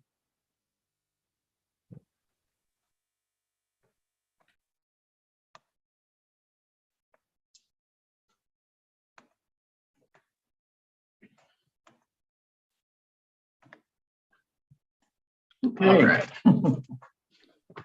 Cool. We can see you and Oh, we good. can hear you. Great. And the screen share is working. Excellent. I wonder if this, hang on, we're just plugging the charger. Oh, never mind. Okay. All right. Hi, everyone. So, okay, the video is lagging a bit on the main screen, but that should be fine. All right. So my presentation is market prediction as a task for AGI agents. My name is James Oswald. I'm a first-year PhD student at Rensselaer Polytechnic Institute, and I'm a member of the Rensselaer AI and Reasoning Lab. And recently, I've taken an interest, at least, in using market prediction as essentially an incremental task for AGI. So just a quick overview of what I'm doing first. So essentially, the work is going to investigate, and let me see if I can close this sidebar right here. Yeah, okay, good. Sorry. So this work is going to investigate basically using market prediction as an incremental task for AGI agents due to its dual logical and statistical nature.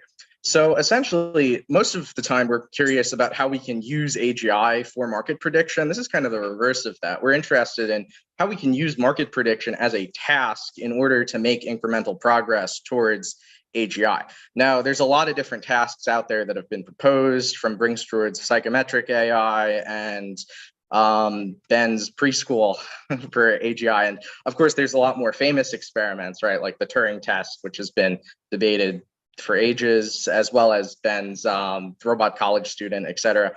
But in terms of tasks for making incremental progress, there's not that many out there. So my proposal is essentially we should look at market prediction seriously as a potential task for evaluating an AGI. So the way that we're going to do this is essentially I'm going to propose a modified version of this task that can be played by all different types of agents, beyond just the typical statistical ones. A big problem with most of the normal statistical agents is, well, not for the statistical agents, they have an easy time of doing this, but at least in terms of logical agents like NARS, and especially the types of agents that we're working on in the Rensselaer AI and Reasoning Lab, you don't typically have the ability to work with real market data. You can't work with rational numbers in your logic. You can't work with real numbers in your logic.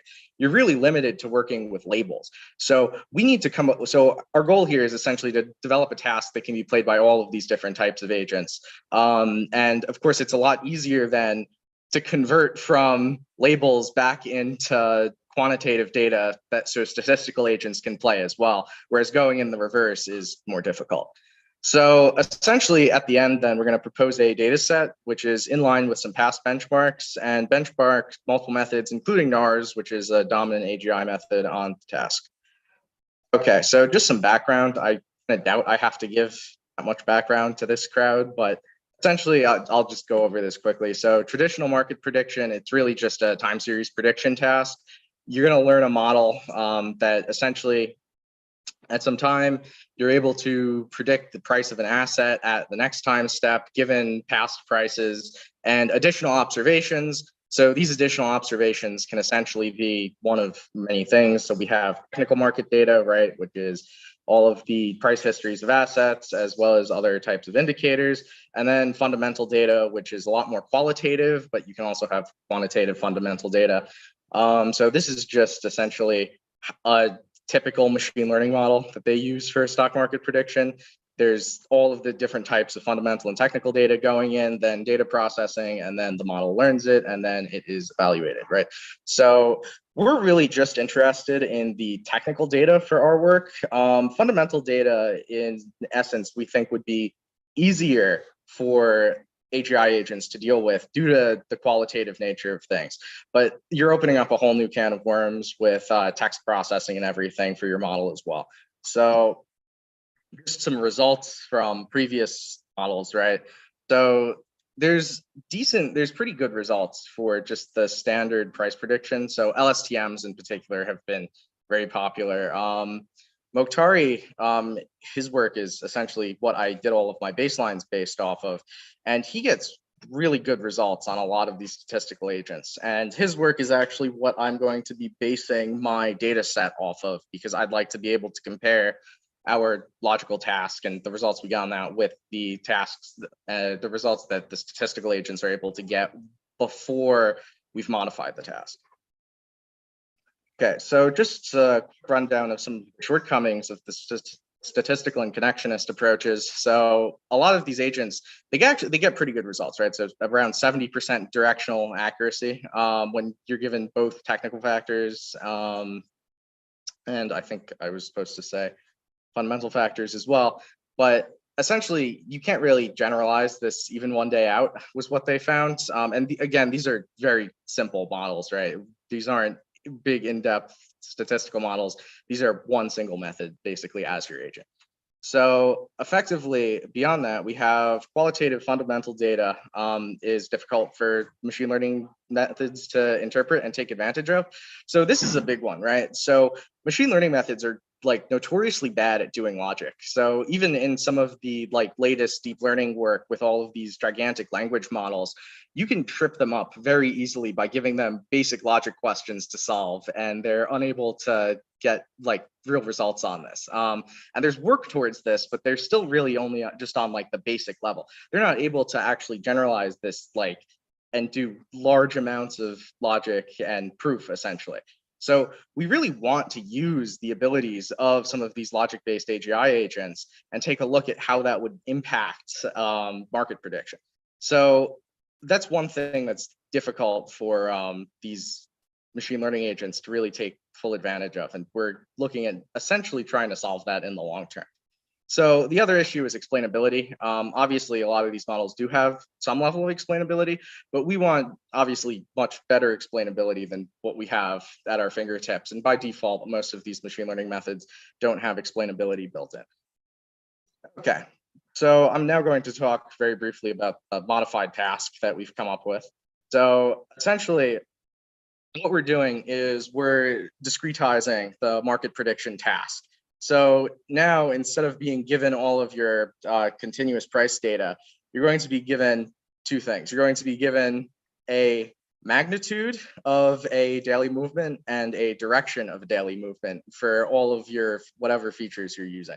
So in our case, we selected 27 different features. It actually went up to 29 now ever since this work came out. But essentially, we're given all of these features and we're given basically the magnitude of the movement and the direction of the movement.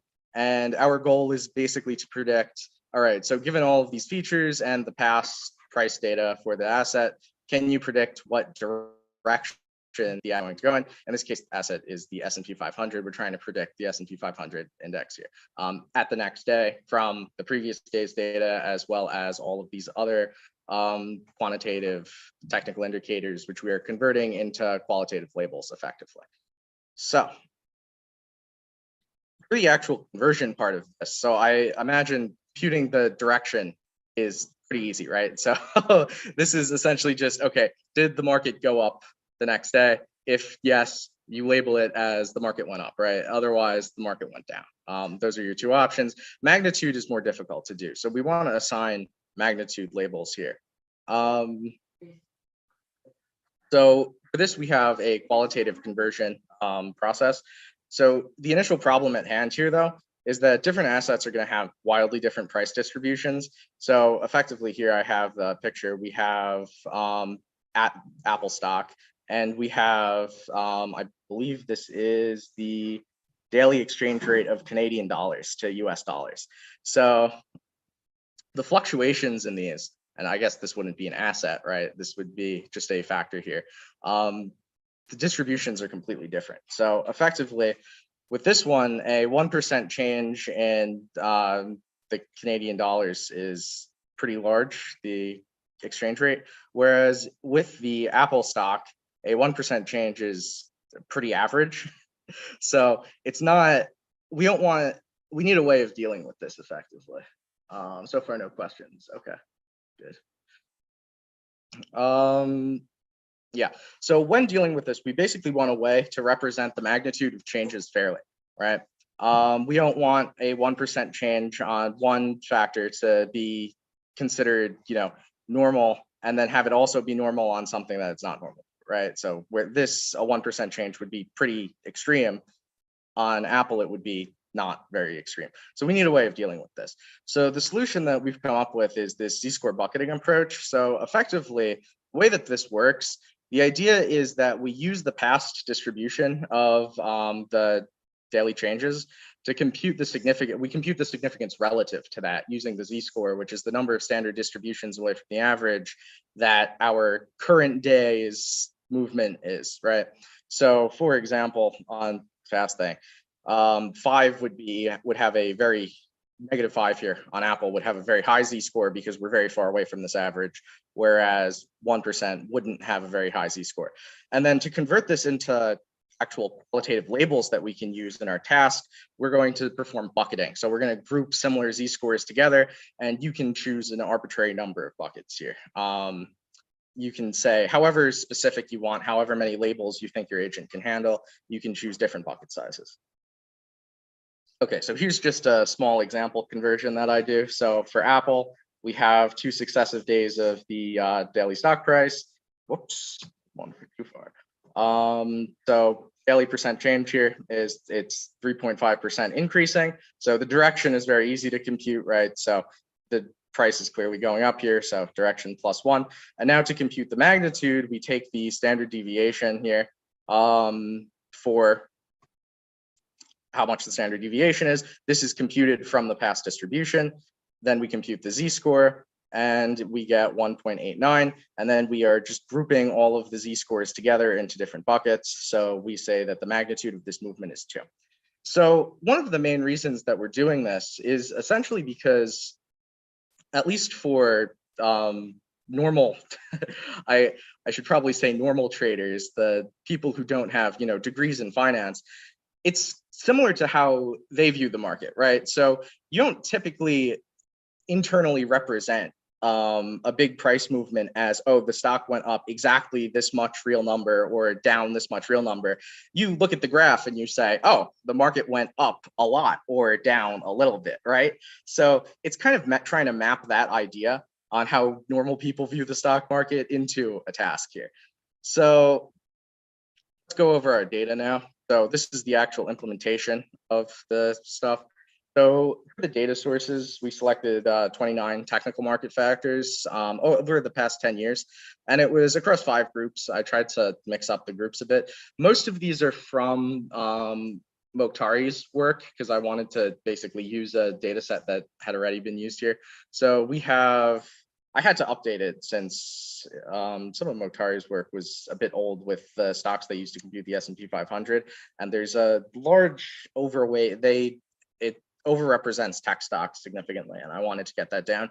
If I was going to redo this, I'd probably include some crypto stuff in here, so that would be an interesting direction to go for future work. So effectively, at least for commodities, I can probably skip all of this, but I'm just justifying why you would include all of these. There is a lot of work that basically says, all right, at least oil prices, there's a correlation between oil prices and stock prices, at least for companies that are involved in transportation and energy. Gold prices, that's somewhat contested, but I did get some results that say it was worthwhile putting in here. And since past work put it in there, I put it in there as well. So the currency exchange rates, so there's a strong correlation between currency exchange rates and the S&P 500. So we sourced all of these from the Federal Reserve. We just do some of the main currencies. We do British pounds, Japanese yen, Chinese renminbi, and Canadian dollars. So finally, we do the market indexes. Obviously, we use the S&P 500. That's what we're trying to predict. We use the Hang Seng Index, the CAC 40, the FTSE 100, and the DAX. Obviously, since the entire market is global and interconnected, all of the market indices have correlations with each other. Finally, we do bond yields. We do both corporate bonds and we do treasury bond market yields and a bunch of these. Yeah, and obviously bond yields and prices are known to be inversely correlated with stock prices. That's a strong correlator. And then finally, the stocks that we take a look at, when this work was done at the top 5 S&P 500 stocks. There was a strong bias in favor of tech stocks here. So we added in some others from other sectors as well, just to balance this out.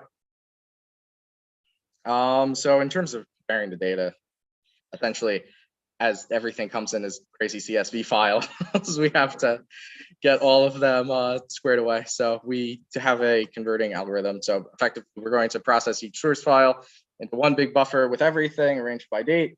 Then we're going to clean everything. I'll discuss that on the next slide. We transform everything using the approach we outlined earlier with the z-score bucketing method, and then we're going to write it to a unified file. So some of the issues we have with the preparation, obviously benchmarking and training test sets when we're actually doing this test, these have different distributions. This was brought up earlier. So the fact that we're going over the past 10 years, it's been a crazy bull market. So we have the great large increase, and then we can't just use the past 3 months as test, because this I believe someone else said it in the last thing, you can't, the smaller you look at, the less it reflects the greater trend.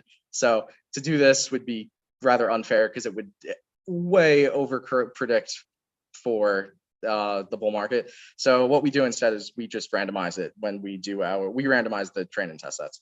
The other thing is weekends and market holidays, they lead to gaps in the data.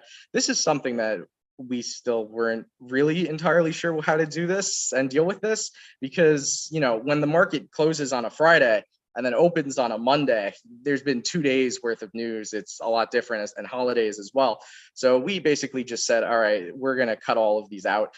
In the future, we should probably just look at the distributions, and we can use the distributions of normal no day gaps in the market with days where there have been gaps in the market for our pairs.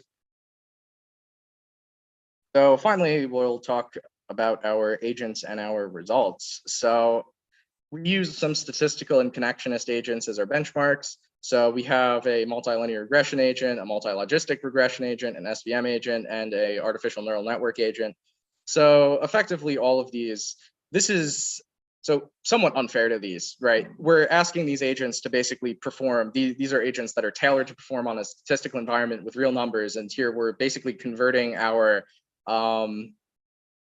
labels back into numbers so these agents can play on it. But this is what we feel is necessary, essentially. So at least everyone is able to play the same game here. And these actually end up performing about on the same level as they did before, which is surprising. So it's not actually that much of a big decrease. So the baseline agent results, we get the multilinear regression agent performs the best. Our metric is directional accuracy, right? So how many directions, the task is to predict the direction, right? So we basically want to see how much of the time it's able to correctly predict the direction. Obviously, there's a lot of other metrics we can use. So I'd be happy to hear if anyone has any suggestions on future metrics to look into beyond just directional accuracy. So multilinear regression is the clear winner here, 64% directional accuracy. Everything else is on the same level. The artificial neural network performs at the same level. The SVM performed surprisingly poorly. This is essentially on the random baseline, which we'll see in a few slides. So now for the NARS agent. So this was our real AGI baseline that we were trying to go with. So we did 3 different NARS agents as a test. Really only one of them performed well. I understand, I was at the NARS workshop this morning. So after talking to them about this, I understand better why some of these ones fail. Effectively, NARS, so NARS, for those of you who don't know, is an AGI agent that really has, it's really end-to-end. It has everything effectively built into it. So what we're trying to do is we're trying to basically feed it data that says, okay, so if you have all of these basically labels here, the data is going up. So the directional data and the magnitude data here. And then we're saying, okay, the S&P 500 goes up when all of this is like this, right? So it's going to be able to effectively use this information to hopefully predict then in the future if the S&P 500 goes up or down with different data, right? That's the goal here. So there's different, I'm not going to explain all of the NARS copulas, but there were 3 different ways that I saw to do it. I had an inheritance agent where we used the NARS default inheritance copula. I tried the sequence prediction, which performed incredibly poorly, and the logical agent where we say, okay, this logically implies effectively that the S&P 500 was going to go up, and this is the one that ended up winning out in the end. So here's the NARS agent's results. So the NARS sequence prediction worked negligibly. After going to the workshop this morning and taking a look at what they were doing, I now understand why this performs negligibly. The inheritance model performed okay. It's a bit above the random baseline, but the logical version worked much better comparatively. So NARS doesn't perform better than the purpose-built agent. So here's a quick summary, right? We have our random baseline. SVM performs basically at the same level. Then all of our statistical methods perform high up there. And then NARS is able to, it's not up there with multilinear regression, but it is much better than the random baseline, which is what we were looking for. So effectively, some of the benefits of, so the question is, well, why do we care now, right? Like it's worse, clearly. So what's the real benefit that we're getting out of using NARS, right, for this? So, I mean, in terms of actually predicting the market, not much, but the goal of this isn't necessarily to predict the market, it's to use the market prediction as a baseline so that we're able to compare the logical agents, right? So some of the benefits though that we get with these AGI methods, obviously, is the explainability correction. So we're able to essentially ask NARS, hey, what factors cause the S&P 500 to go up or down, right? So of course, multilinear regression can do this as well. So that's a form of like weak explainability, right? But NARS has, all of this explainability is built into the inner workings of NARS and how it's able to use these relations to predict effectively. It's able to actually answer these questions. So we ask, oh, what factors make the S&P 500 go up? And it reports these factors. We ask it what makes the S&P 500 go down, and it reports these factors. So explainability is a huge part of this, which we think that's one of the main reasons we're so interested in this. And AGI methods in general is because they have much better explainability than the machine learning models. So then finally, the generality, of course, the G in AGI is general, right? We want to have it so these agents can perform multiple things. So here I've created, this is the last slide. This was a fun experiment, is the procrastinating NARS agent. So in this agent, we actually we have it learn how to play Pong first. And then within the exact same loop, training loop, it then learns how to predict the S&P 500 with pretty good accuracy, and then goes back to playing Pong very well. So this is one model that is just receiving data. It's the same data stream is being fed in with the S&P 500 data, learning how to predict the S&P 500, and learning how to play Pong at the same time effectively. So we do see that when it's learning how to play Pong, it actually performs worse than when it's not learning to play Pong. And that's due to the mechanisms that NARS has for forgetfulness. It forgets things over time, priority goes down in memory, and it throws away information. So that's why it's not as good as it could be, especially when the memory fills up. All right, so that is the end for me. I hope you enjoyed it. Any questions? Yes. Go back to the slide where you have the different types of Which one? Yes, sure. Yeah, so it seems like the metrics you use. Could, if there are any questions in person, could you repeat what they are so the people online? Oh, yeah. You want to just walk over here and say it to the people online? Yeah, thanks for this really great presentation. Definitely learned a lot. So my question is regarding this slide. So first one is regarding your metrics. You use directional, right? Yes, I use directional. And that's a binary class. That's a binary. Yeah, so whether the market went up or down is how it grows. Oh, okay. Yes. And I was just wondering, how did the linear regression agent perform the best?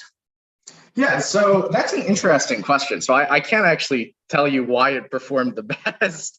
I can guess that effectively, so on this task, it's surprising, right? So it doesn't perform the best. SVM typically performs the best when you're working with continuous data. So for some reason, though, when you're working with this discretized data, the multilinear regression agent performs the best. Yeah, I don't really know why. I can look into that. That's definitely a good question for future work. Why basically the most simple agent you possibly have, right? The multilinear regression outperforms the machine learning, the artificial neural network, and the SVM, which would you typically expect to be the best there, right? Right, but I can't remember the exact, but there's a breakdown as to which is better in a time series environment. SVM is always the worst. Okay, that actually. Time series. Okay. It has to do with sort of the sort of out of sample results. Okay. I have another follow-up question. Yeah, you want to come speak to the? Yeah. So have you used any particular time series methods such as like ARIMA or exponential smoothing? No, I have not. This has been a basic. This is a really more of a preliminary investigation. In terms of future work, there's a lot more that can be done here. I agree. Yeah, we have a question from the YouTube. Someone wanted, who's new to this, wanted to know why AGI in FinTech is important for the world, and doing things like this can help change how we do FinTech. Yeah, so I mean, in general, I'm probably the wrong person to ask about this since I'm more in the other direction and what FinTech can do for AGI.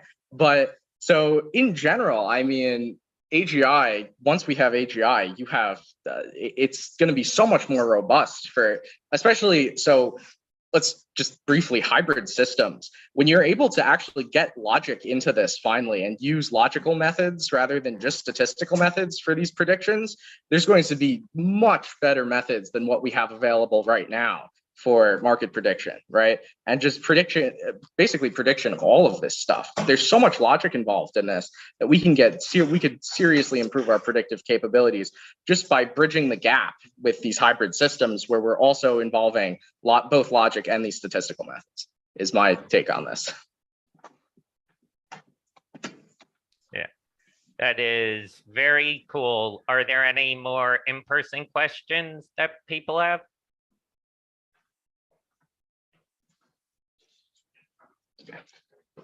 I don't think there's any more in-person questions, so I'm gonna hand it over to Chris. Yep. Thank you very much. We're just doing a quick physical transition here. The charm of being in person. We've all become accustomed to doing online things. There is a little bit of an echo. Any better? Not great. Is it on a phone or anything nearby? Or No, shouldn't be. This one has. Yeah, I can move this over. If there wasn't an echo, I'll sit in here. Yeah, if the echo is new, then I'm all. yeah, that goes new.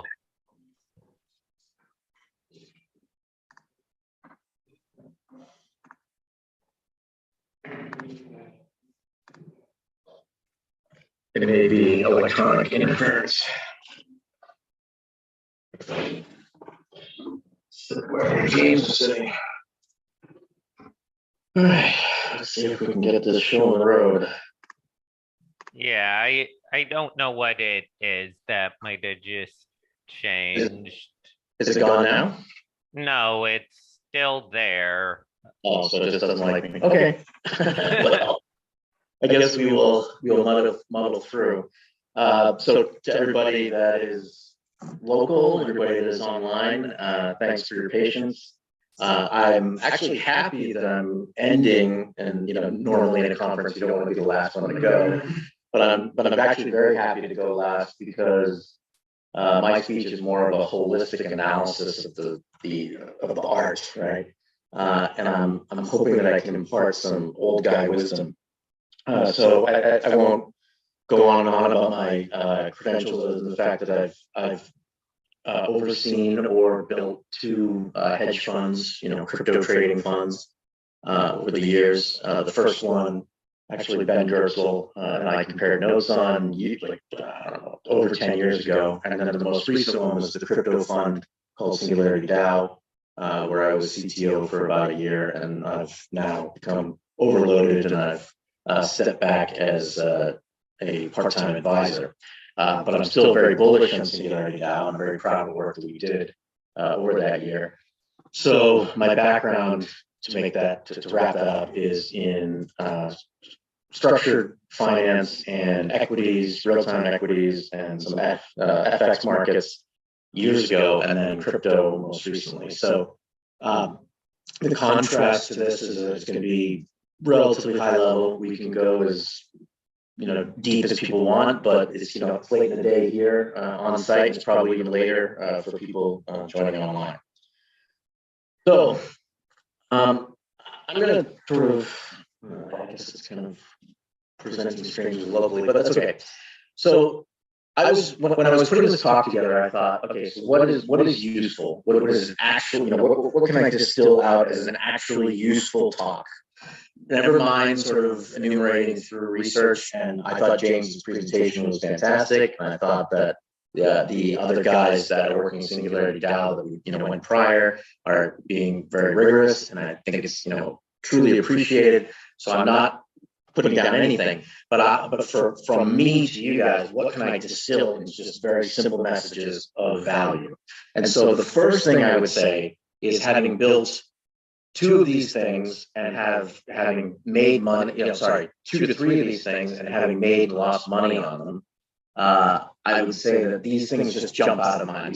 These aren't. I'm not quoting specific financial advice, but I am saying, for me, what are the pain points that jump out? Okay, the first pain point is to do asset management goals, and we're going to go through each one. The second one is your data selection. The next one will be your risk and predictive models, then your predictive performance. Then we drop down to portfolio analysis, trading execution, operational lists, and then your optimization of your process. And without scaring you, I would tell you that when you attach real money to these things, you're really tracking, am I making money? Am I losing money? These things matter, right? These things really do matter. And in fact, some of the hidden ones will be real gotchas. So there's really gotchas along each one of this. It's kind of like a Candyland game, and there's a bad guy at each. Okay, so let's talk about asset management goal. This one is just to say, okay, are you going to look at specific structured assets, classical assets, equities, structured bonds, FX, distressed properties? And the reason I say, it's very simple. It sounds very simple. Okay, but why'd you put that slide there? Well, because I know people that specialize on each one of these things. Their whole life is this stuff, meaning one of those bullet points. So there are conferences, and by the way, everybody online, everybody in person, email me. I am very happy to be useful. You want to know the guy or gal that runs equities, or structured bonds, or FX, or distressed assets? Talk to me, because there's a person whose life is there's books about these subcategories of asset classes. And so what ends up happening is you see a lot of seasonality and predictable problems that occur that you wouldn't think make any rational sense, but they're specific to that asset class because I didn't put in options, but I went to an options trading conference in Chicago, and they're all sort of yucking it up because they know that there's a triple witching specific options expiration that occurs on a certain day, and only a naive person would trade on that day. But there's no reason to think that the options would converge on that day. Like, why would it? But it's a street thing. You know it because you're familiar with the asset. So I would just encourage you to be very careful about your asset classes. If it's crypto, okay, not a bad thing. Obviously, an extreme. The reason I think, from a finance standpoint, we've got a. Can we not? Do we have problems?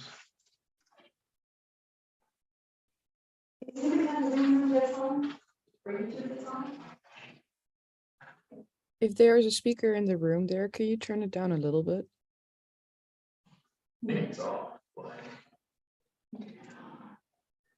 that better? Chris, can you say something? Sure, testing 1, 2, 3. Can you do it softer? We still hear echoes. I do not know what it is. One. It's not terrible, but so we wouldn't want to stop the stream here, but if we could fix it, then that would be great. Maybe you could try to rejoin, Chris. Okay. I'm going to close all my windows.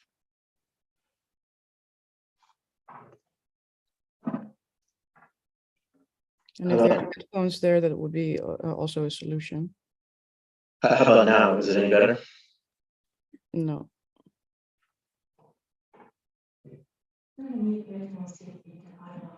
Sure.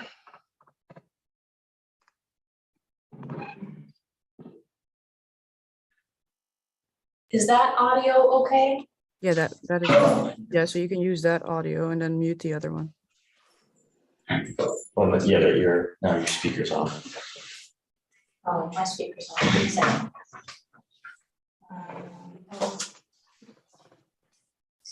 It's on. Unmute this. Unmute this.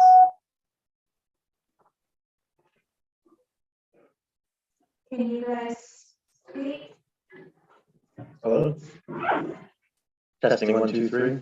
Yeah, Chris, can you mute yourself on this or on the laptop you're on right now, and then you use it over here. Oh, I just turned it down. Try again. Okay, say something, Chris. Testing 1, 2, 3. Yes, but can you put it closer, Haley? Does that work? Say Try something. again. Testing 1, 2, 3. Yeah, I think that works. I hope YouTube watchers are happy with this. Thank you so much. The mic might be coming from the camera actually, Oh, maybe the camera has. but let me see.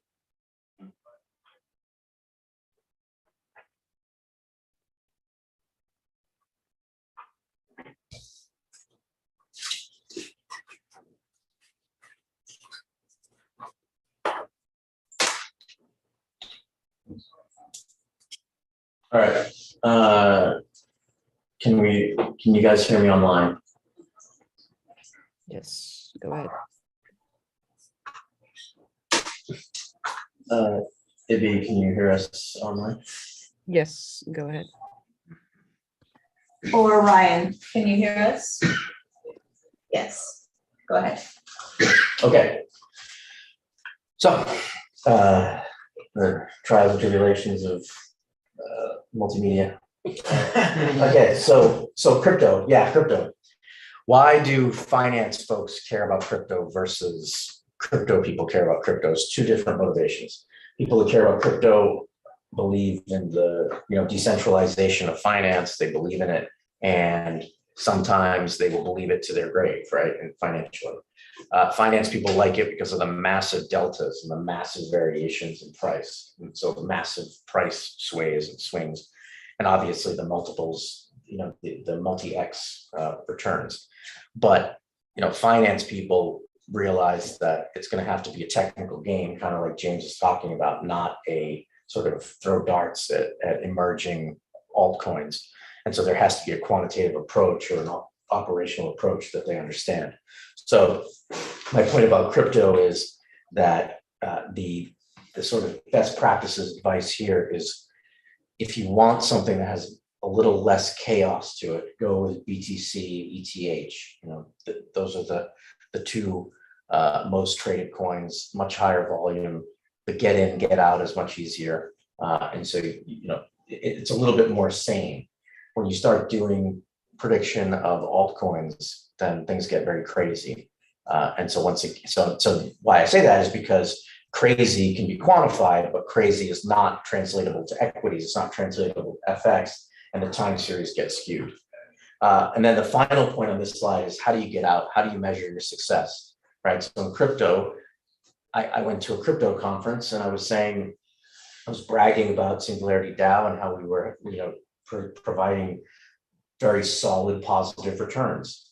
Crypto people didn't care because they wanted 10x. Give me the next, you know, Dogecoin or go home, Chris. And I understood, but that wasn't my pitch, right? My pitch was to come in and do old school and mix it up with the new school. So my point to you would be, how do you measure success? I would be semi-conservative on this point and say measure success in a classic, you know, am I doing better than if I invested in XYZ fund? Don't compare it to, you know, Shiba coin, where if you had invested 2,500, it would be $1 billion or whatever crazy metrics you might have read about. Okay, so data selection. Back to the point about choose your asset class, choose who you care about. There's high quality data depending on where you want to look for it. Commodities players, you want CFTC, Chicago data. Equities players, you want, you know, Bloomberg data or some data from, you know, from some sort of exchange.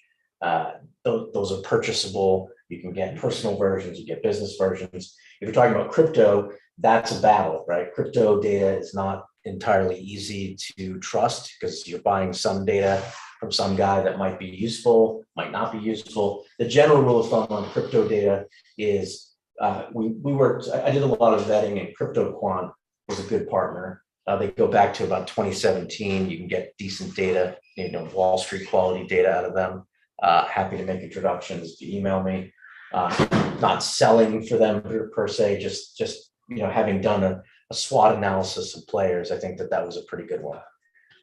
If you want Bloomberg data, I'll put you in touch with Bloomberg people. But my point would be that I guess the takeaway from crypto is look at it from the sense that people have some data really well tracked and some other data not well tracked. I mean, it's just kind of, you know, fly by night shops. Okay, so your risk and predictive methods. Okay, fine. So you're doing signal. And if you're doing signal, I would say that James had a great presentation on the signal, right? Which was validation of a generated signal, validated signal. Where is the signal coming from? It's like we lost some people, but hopefully it doesn't change the presentation again. Okay, so signal generation. That's a whole art to itself. James is making his graduate career out of it, right? I mean, it's and was invited here because he did a great job. So cool, but that's just one part of the picture, right? And then you have to automate that signal, and you have to trade it, and then it gets in the real world. And then what's that look like? Are you trading once a day? What time of the day? Are you trading once an hour? Are you trading once a minute? Right? So are you trading? So the whole thing is that, you know, when you go to a hedge fund conference and you talk, I'm a fund manager, give me money, they're gonna say, okay, well, what's your trade window? What's your, you know, are you getting get out? Are you day trading? Are you long? Are you medium time frame? Are you HFT? Because HFT is a very specific thing that means sub-second, right? So like, are you like, what's your get in, get out?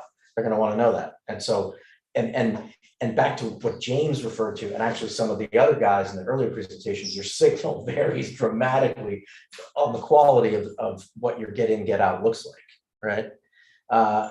And then agent-based. If you've got those first two isolated and you're going to do an agent-based solution, do you trust that agent? What was it for? Knights Capital famous case. They had done all this, done really well. They were printing money. They had an agent unload the whole fund overnight. They basically trusted the agent to trade. And then it's a famous case where they lost like 400 million bucks and got margin called, and they were out of business. But they were out of business based on a quantitative bot that mispriced the asset. 1 decimal point and your business is done. And that was an agent-based error, right?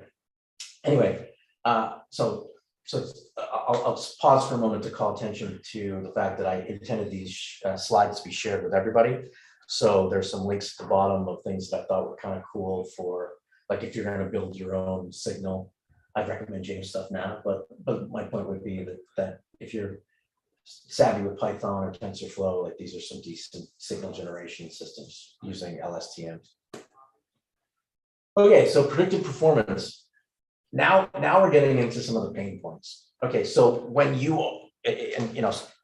I don't know everybody in this room. I don't know everybody online. Maybe some of you were closet Goldman Sachs trade stars. Maybe I don't know. The point is that if you are not a finance person, you are a hardcore statistical machine learning person, then you usually stop at validation. You say, look, my models do blah, blah, blah. So, this is the area under the curve, and this is all these other things. James is doing a hybrid PhD, so he knows better that your validation also has to include a variety of other statistics. My personal professional obsession is usually the time series components. And then I put hit rate in here because I think it deserves a lot of attention. So I sit through a lot of presentations like we did today, and often the people have a really cool system, really cool prediction, really cool paradigm, but what's the hit rate over time? Like, what's in the wild? They call it paper trading sometimes, but what's the real hit rate of your system if it's naive, right? If you're simulating it going forward, that's really the metric of success. And if you're talking to like fund managers, they're going to want to know that. They're not going to care about your Sortino ratios. They're not going to care about they might care about your Sharpe ratio, but the point is that they may or may not care about your statistics so much as like what the actual hit rate was on the predictive performance. Because again, we're just encapsulating predictive performance. Then there's something called regime change, which I have a controversial opinion that it's just kind of sometimes a lazy way to identify things. It's also sometimes a black swan event or whatever, where they say, oh, it's an inexplicable phenomenon. We lost all the money.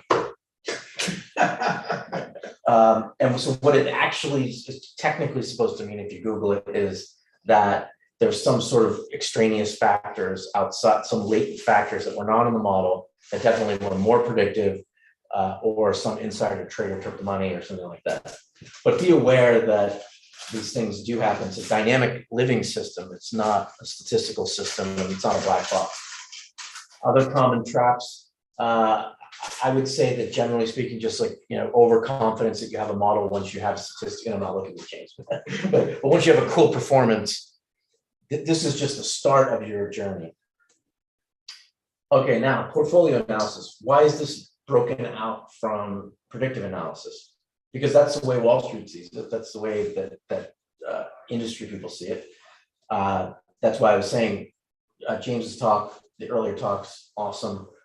How do we operationalize it? And if we're operationalizing it, we have to do those stress tests. We have to see how it works in the real world. And then, funny anecdotal stories that Ben actually skewered me in a talk. Like we were at Dartmouth at a conference, and I was bragging about how this was 2010. I was bragging how awesome my predictive model was, and he said, "Oh yeah, what's your drawdown? What's your drawdown when the system, like when it really fails? How much does it go down, and why?" I had no answer. So my point was that it's a really great question. Good for him for points on that. And I try to ask that of people that I work with. It's like, do we understand why the system failed on some time? And if so, can we model the failures? Then the final point is about financial risk metrics, which is that when you talk to finance people, they don't care about predictive accuracy, as I just said in the last slide. They care about how's my portfolio doing according to Sharpe's Sortino ratios gamma and omega and all these other weird things that finance people care about. So understand that that portfolio analysis is really how do you represent your fund to other people? If you don't care and you're just making money prop trading on your own, then you don't need this. But if you're going to talk to financial people, this is the slide they care about. And they don't care about this. They care about this. Okay, next one, trading execution. This was, okay, so this is a screenshot from Singularity DAO. What I was trying to show here was that when we were doing crypto trade execution, we were trying to do on-chain and off-chain. So for those of you that don't know crypto, on-chain is, like in the crypto distributed blockchain, and off-chain is usually like a centralized exchange, like a Binance or something that's kind of like a clearinghouse. So we were trying to do execution on both in a hybridized transaction model, and getting fills, getting quality was just so bad that we actually had to build our own trade station type thing. So that's what we did. We built our own trading platform. It's basically a meta trading station on top of the various exchanges, and it aggregates statistics. So that's what the screenshot is that it is a trading environment. However, background noise. I also wanted to call attention to, if you're, it's kind of cut off at the bottom of the screen, but I found a cool article that came out just literally a couple days ago, and I thought, you know what, I'm really going to bring this up to exacerbate or exemplify the point. Exemplifying the point that you don't know how your trade is going to get executed. You don't know how efficiently that's going to get executed. So if you look at the quote, I might need to shut that door, but if you look at the quote, the authors executed 85,000 trades, and they were actually getting different prices, and there was unseen arbitrage in a reported trade on a particular exchange. And I'll tell you that the unseen arbitrage in crypto is immense. That's why you have FTX. The FTX guy is rich because he's making money. He specifically made money on the massive price deltas across markets. So, but even on established markets, there are massive, there are underlying arbitrage scenarios that are hidden. So understand that your predictive model may be perfect. I had a perfect predictive model. I predicted I had Hong Kong options. I lost a lot of money, but I should have been up 10 times that amount of money. But the fills and the execution was really bad, and the pricing was mispriced. And so I got really killed on one trade based on this. So you can have the best predictive model in the world, and if the exchange is bad, then you're screwed. So just FYI on that is that I'm not sure that I agree with the authors 100% that it's not predictable. I think that you can kind of see that the mispricing is a if it's a particular asset, it'll probably be mispriced a lot. I don't think that if it's truly random, then it's probably intentional, on the part of the exchange to extract money from you. Operational risks. This segues to the really cynical part of the talk. Okay, so say you're actually moving a decent amount of money through the system. You got a predictive model that's great. You have really high confidence in its performance. You really think, this is I've got a money printing machine. Great, fantastic. I recommend that you be sparing about how much money you push into that. Typically, people say in quantitative trading, well, yeah, because I don't want to affect the market. No, you don't want to be seen. You don't want them to see you, because then you become a signal. Little old you becomes a signal in that financial trading environment. And this guy always unloads on a Tuesday. This guy always buys on a Wednesday. This guy goes and picks up his wife and kids on this day. We never, That's how the quantitative guys work. They're trying to figure out counterparty risk, counterparty transactions.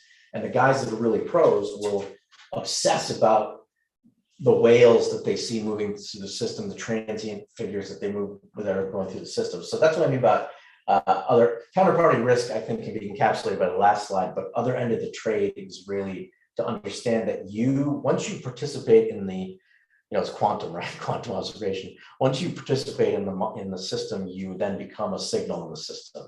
So just be cognizant of that. I've made decent money in the past, but not on, you'll see your own system. If you take a day trading approach and just trade every day, and then you actually smooth it out, you'll see that even a great system will decrease. If your system is decreasing, it's because your system is a signal, and they're starting to offload against you, and they're doing a counter trade against your position. If you have a big position, it's even worse. So this takes me to my next point. Oh, on the resources, this is one of the reasons why people don't focus on pricing data. They focus on order book data. So you focus on pricing data for price prediction, but you focus on order book data to actually look at the transactions, and then you can follow the people that are in the market, moving in the market, because you can see the volume and you can see the specific scenarios. And mind you, in the classic securities, right? I mean, JP Morgan, Goldman, all those guys are, you may not believe in the devil, but the devil believes in you, right? I mean, they're watching. So order book modeling is really what people do in this particular case. They don't necessarily do just price information as the signal generator. Okay, yeah. So this gets me to the more positive part of the slides. I guess I was trying to kind of put again, for what these guys have done in the previous talks, fantastic. If you're operationalizing, there's just a lot of risks, and that's kind of what the general talk's point is. But to end on a somewhat positive note, if you are very careful, and I would be more financially successful, admittedly, if I was. So this is as much like Chris has done and tells you how he made mistakes and learn from my mistakes, don't repeat them. If you're very careful about this workflow, I have consulted for Goldman Sachs. I was the chief data scientist at the Federal Reserve, Boston, before I joined Singularity DAO. So I mean, it's not like I know nothing. And I'm saying that if you get this process right and you get this loop decent, then you are ahead of the game, because most people, it's a lot of work to do all this. But if you can understand these risks and you can try to mitigate for these risks, you can make money, which is my next point. You can make money. The blue moon comment is, how do you, basically everything I said in terms of prior risk, if you're exposed to the market, you're a signal in the market, you're a participant in the market, if you're really rich, you're moving the market. It's purely opinion, not based on anything, just personal experience. I like the blue moons. And by the way, I've been to a lot of hedge fund conferences, and a lot of smaller hedge funds like the blue moon as well. Try to find out when your signal, you got a decent trading system, a decent signal predictor. Figure out on the days where you have the highest confidence, where you have a 90% confidence, and don't smooth anymore, right? So in other words, some days you have your 0.19 confidence, some days you have 0.91 confidence. Go with the high confidence day and really try to research that. Why is it that you're really good on those days? Because over a time series, if you have a hit rate and you get 0.91 for confidence across a long time series, and you really see these weird blips. And one of the things I thought was really cool about James's presentation was the NARS explanations, right? So if you have a 0.91 confidence metric, it's like that day you're doing amazing, that's your strongest signal. And then you go into the NARS system and you could actually distill out why your system says the scenario. And if you can repeat that, then put your money in that. Do smart asset allocation math and put your money into trades when you're really confident. Don't necessarily, because it's kind of like a casino when you're throwing dice at things, to think like, well, I got a profitable signal, so I'm gonna do well tomorrow. Maybe tomorrow's your bad day. That's when the bus comes, right? Maybe that's when all the people I was talking about lurk in the shadows. So blue moon is a good thing, just to think like high confidence day. I'm all in. Michael Burry, right? That's what he does. And so the last point would be, this is a be better than Chris' point, be hyper organized. Because if you're hyper organized about all these things, you can do it. Like you can do it, but you have to be hyper organized because it's a lot to track. And I know that it's Singularity DAO, which I'm proud of. It's hard to track there, right? Like you get all these things going on. So it's like tracking the stack is not an easy thing. The last sort of advertisement or edutisement or whatever is that this resource was an interesting link that I came across a few months ago. It was showing how you use deep reinforcement learning to build a portfolio using a more portfolio approach. And I will be doing another talk on Sunday about deep reinforcement learning, period. So I would say that if you are if you're online or you're in the room and you are interested in finance, take my advice for whatever it's worth. Click on that link, attend Sunday, make your money. Yeah, so to wrap up, that's kind of my magic chart. Maybe there's a better way to chop it up. This was literally me just kind of jotting it down on paper. That's it. I don't know if anybody else is online still, but I can take questions online or we can do it in person.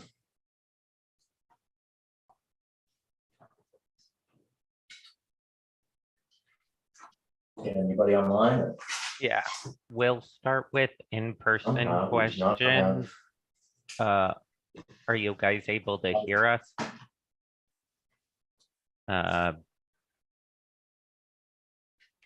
To the questions in the chat.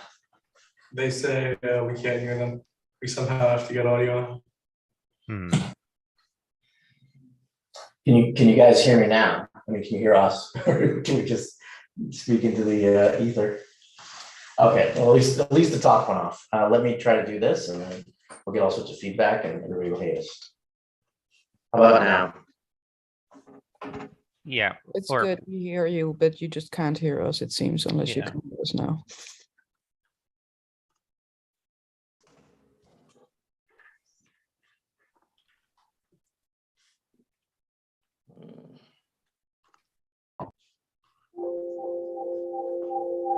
There you go.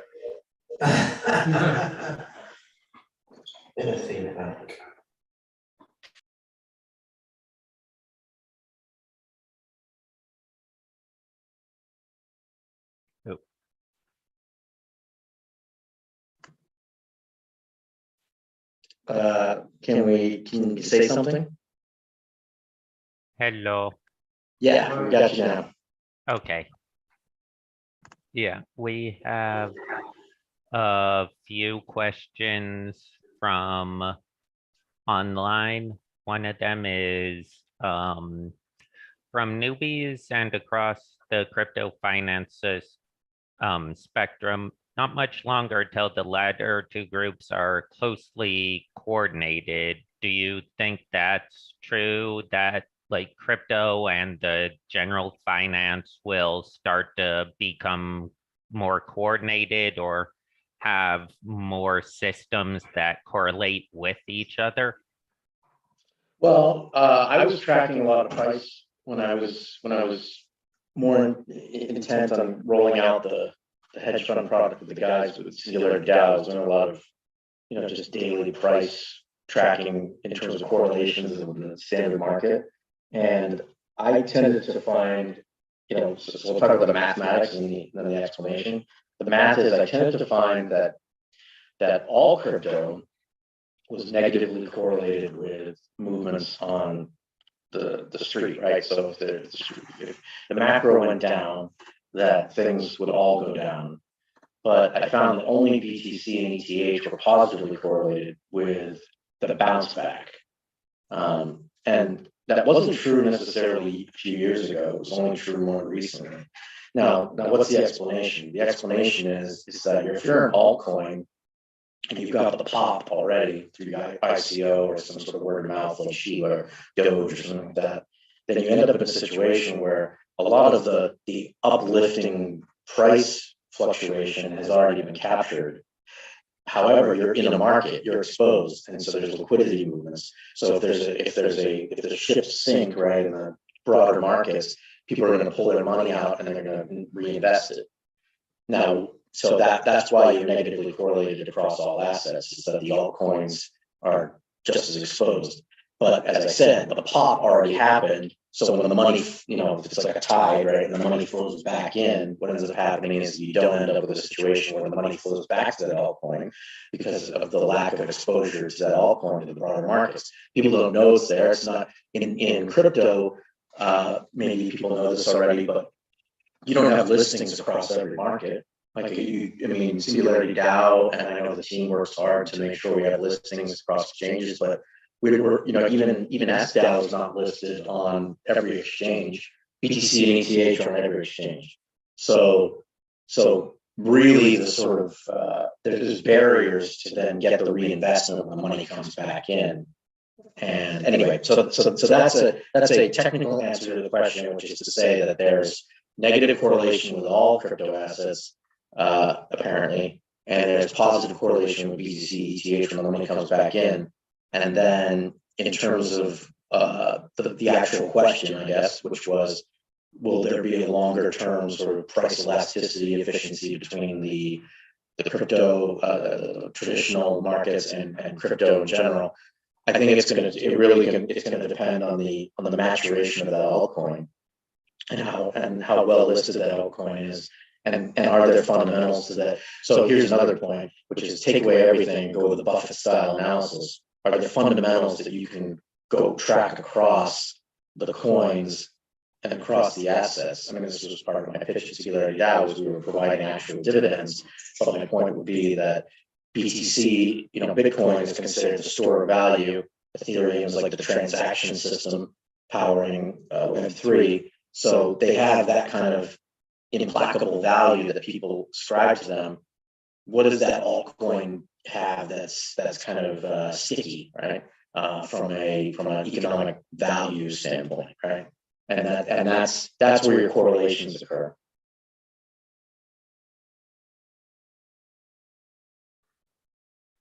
Cool. Are there any in-person questions? Sure.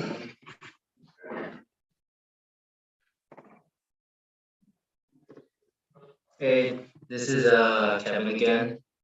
So my in-person question is, given that you mentioned that all the different cryptos are like negatively correlated with the market except for BTC and ETH, do you see that this could be an opportunity for investors, especially institutional ones, to further diversify into those other crypto assets, or are there any other types of risks that they need to consider?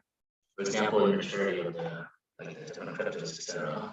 Yeah. I mean, that's kind of that puts a fine point on what I was saying. That what I was actually saying though was that all crypto was negatively correlated. I was just saying that BTC, ETH also had positive correlations in terms of the money flowing back in, and that the alt really didn't have that money flowing back in. If we're just talking about flows out, flows in terms of money.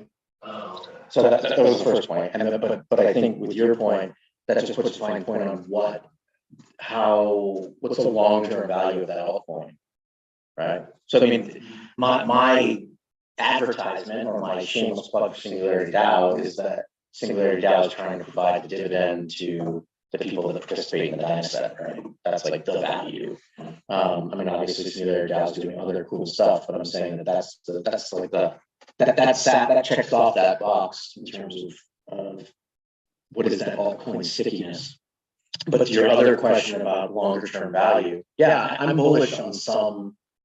I mean, people ask me all the time, are you bullish on crypto or do you like crypto? And I say, no, I'm super bullish on blockchain, and I'm kind of, 1 foot in crypto, which is to say that I think it's like, I'm old enough to go through the dot-com boom. Ben and I both had dot-coms. We both got killed when the dot-com thing happened, right? And that was based on a macro financial event. And my point is that that the dot-coms that, I sat next to Jeff Bezos, who was like the books guy, and I was like the guy that had like full peer-to-peer trading, you could buy and sell anything on my platform. He only sold books. but it turned out a little bit better for him because my point is like that was the .com. The Google guys were just .coms, like just like crypto. So I think that like the titans of there will be some crypto titans in 10 years, you know, or you know, have live in an island because they got bought by the current titans. But I'm saying that I am bullish that there will be a small amount of elite crypto that stands the test of time based on that value proposition that I was talking about. Like, and I think that's the value. And I think that's the value of an investment is because you could still 10x on that versus, yeah, if you give Jeff Bezos if you invest in Amazon, you're not necessarily going to 10x on your investment. Might, but I'm just saying, like I think the opportunity is a really strong altcoin scenario. If that answers your question. Kind of. Cool. I think everybody else is looking pretty tired on this end, but Ryan, do we have any other online? Yeah, we had a few questions just about signals in the system and how to either find them or make sure you don't become a signal for other people to follow. They're just asking for a little bit more clarification on that, or? Yeah. Yeah, so I'll give you an example. So if you have a cool system that delivers 56% a day, right, on average, and then you trade that every day at 8 o'clock, well, you're a signal, because every day at 8 o'clock, there's an execution of a certain volume that occurs. So that's what I mean is that if you're not mixing it up and you're not trading in different time horizons, then you become a temporal signal, right? And then if you, depending on how much assets you're allocating, are you always, you know, can someone predict the growth of your portfolio? Can they predict your position size? I know for a fact, because I've talked to software vendors that do this, that there are people out there that try to profile you. So they're not predicting the market. They're not predicting movements. They're trying to predict you. They're trying to predict based on your transactions and the volume that you're doing and the time zone and all these other, you know, pseudo-demographic proxies, who you actually are and can they track you over time? Because so interactive brokers, you know, jumping away from crypto, interactive brokers offers de-identification in your trade. So you can put money in and then they will split it out into 1,000 different trades or whatever, right? But re-identification is very important for JP Morgan, Goldman, and that sort of thing, because if they can say, well, yeah, it went into 1,000 little accounts, but we know that those little accounts were all doing the same thing, right? So it's kind of, I'm not saying, you know, I'm not trying to give you the X-Files talk, right? I'm just saying that if you're very mechanical about your trading, then you become a signal. And, you know, and that mechanism or that predictability may be human. It may be that every day at 8 a.m. you log in or check the prices on your time zone and you do whatever trades. Or it could be that it's a bot that you built that does it. So I mean, you know, it doesn't have to be a human or a machine that is the sort of mechanistic predictive thing. But don't be predictive. That's my takeaway. Yeah.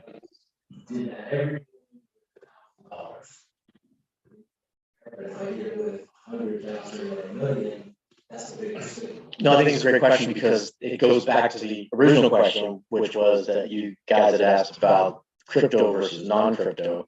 And in crypto, $1,000 might be enough. In traditional finance, no.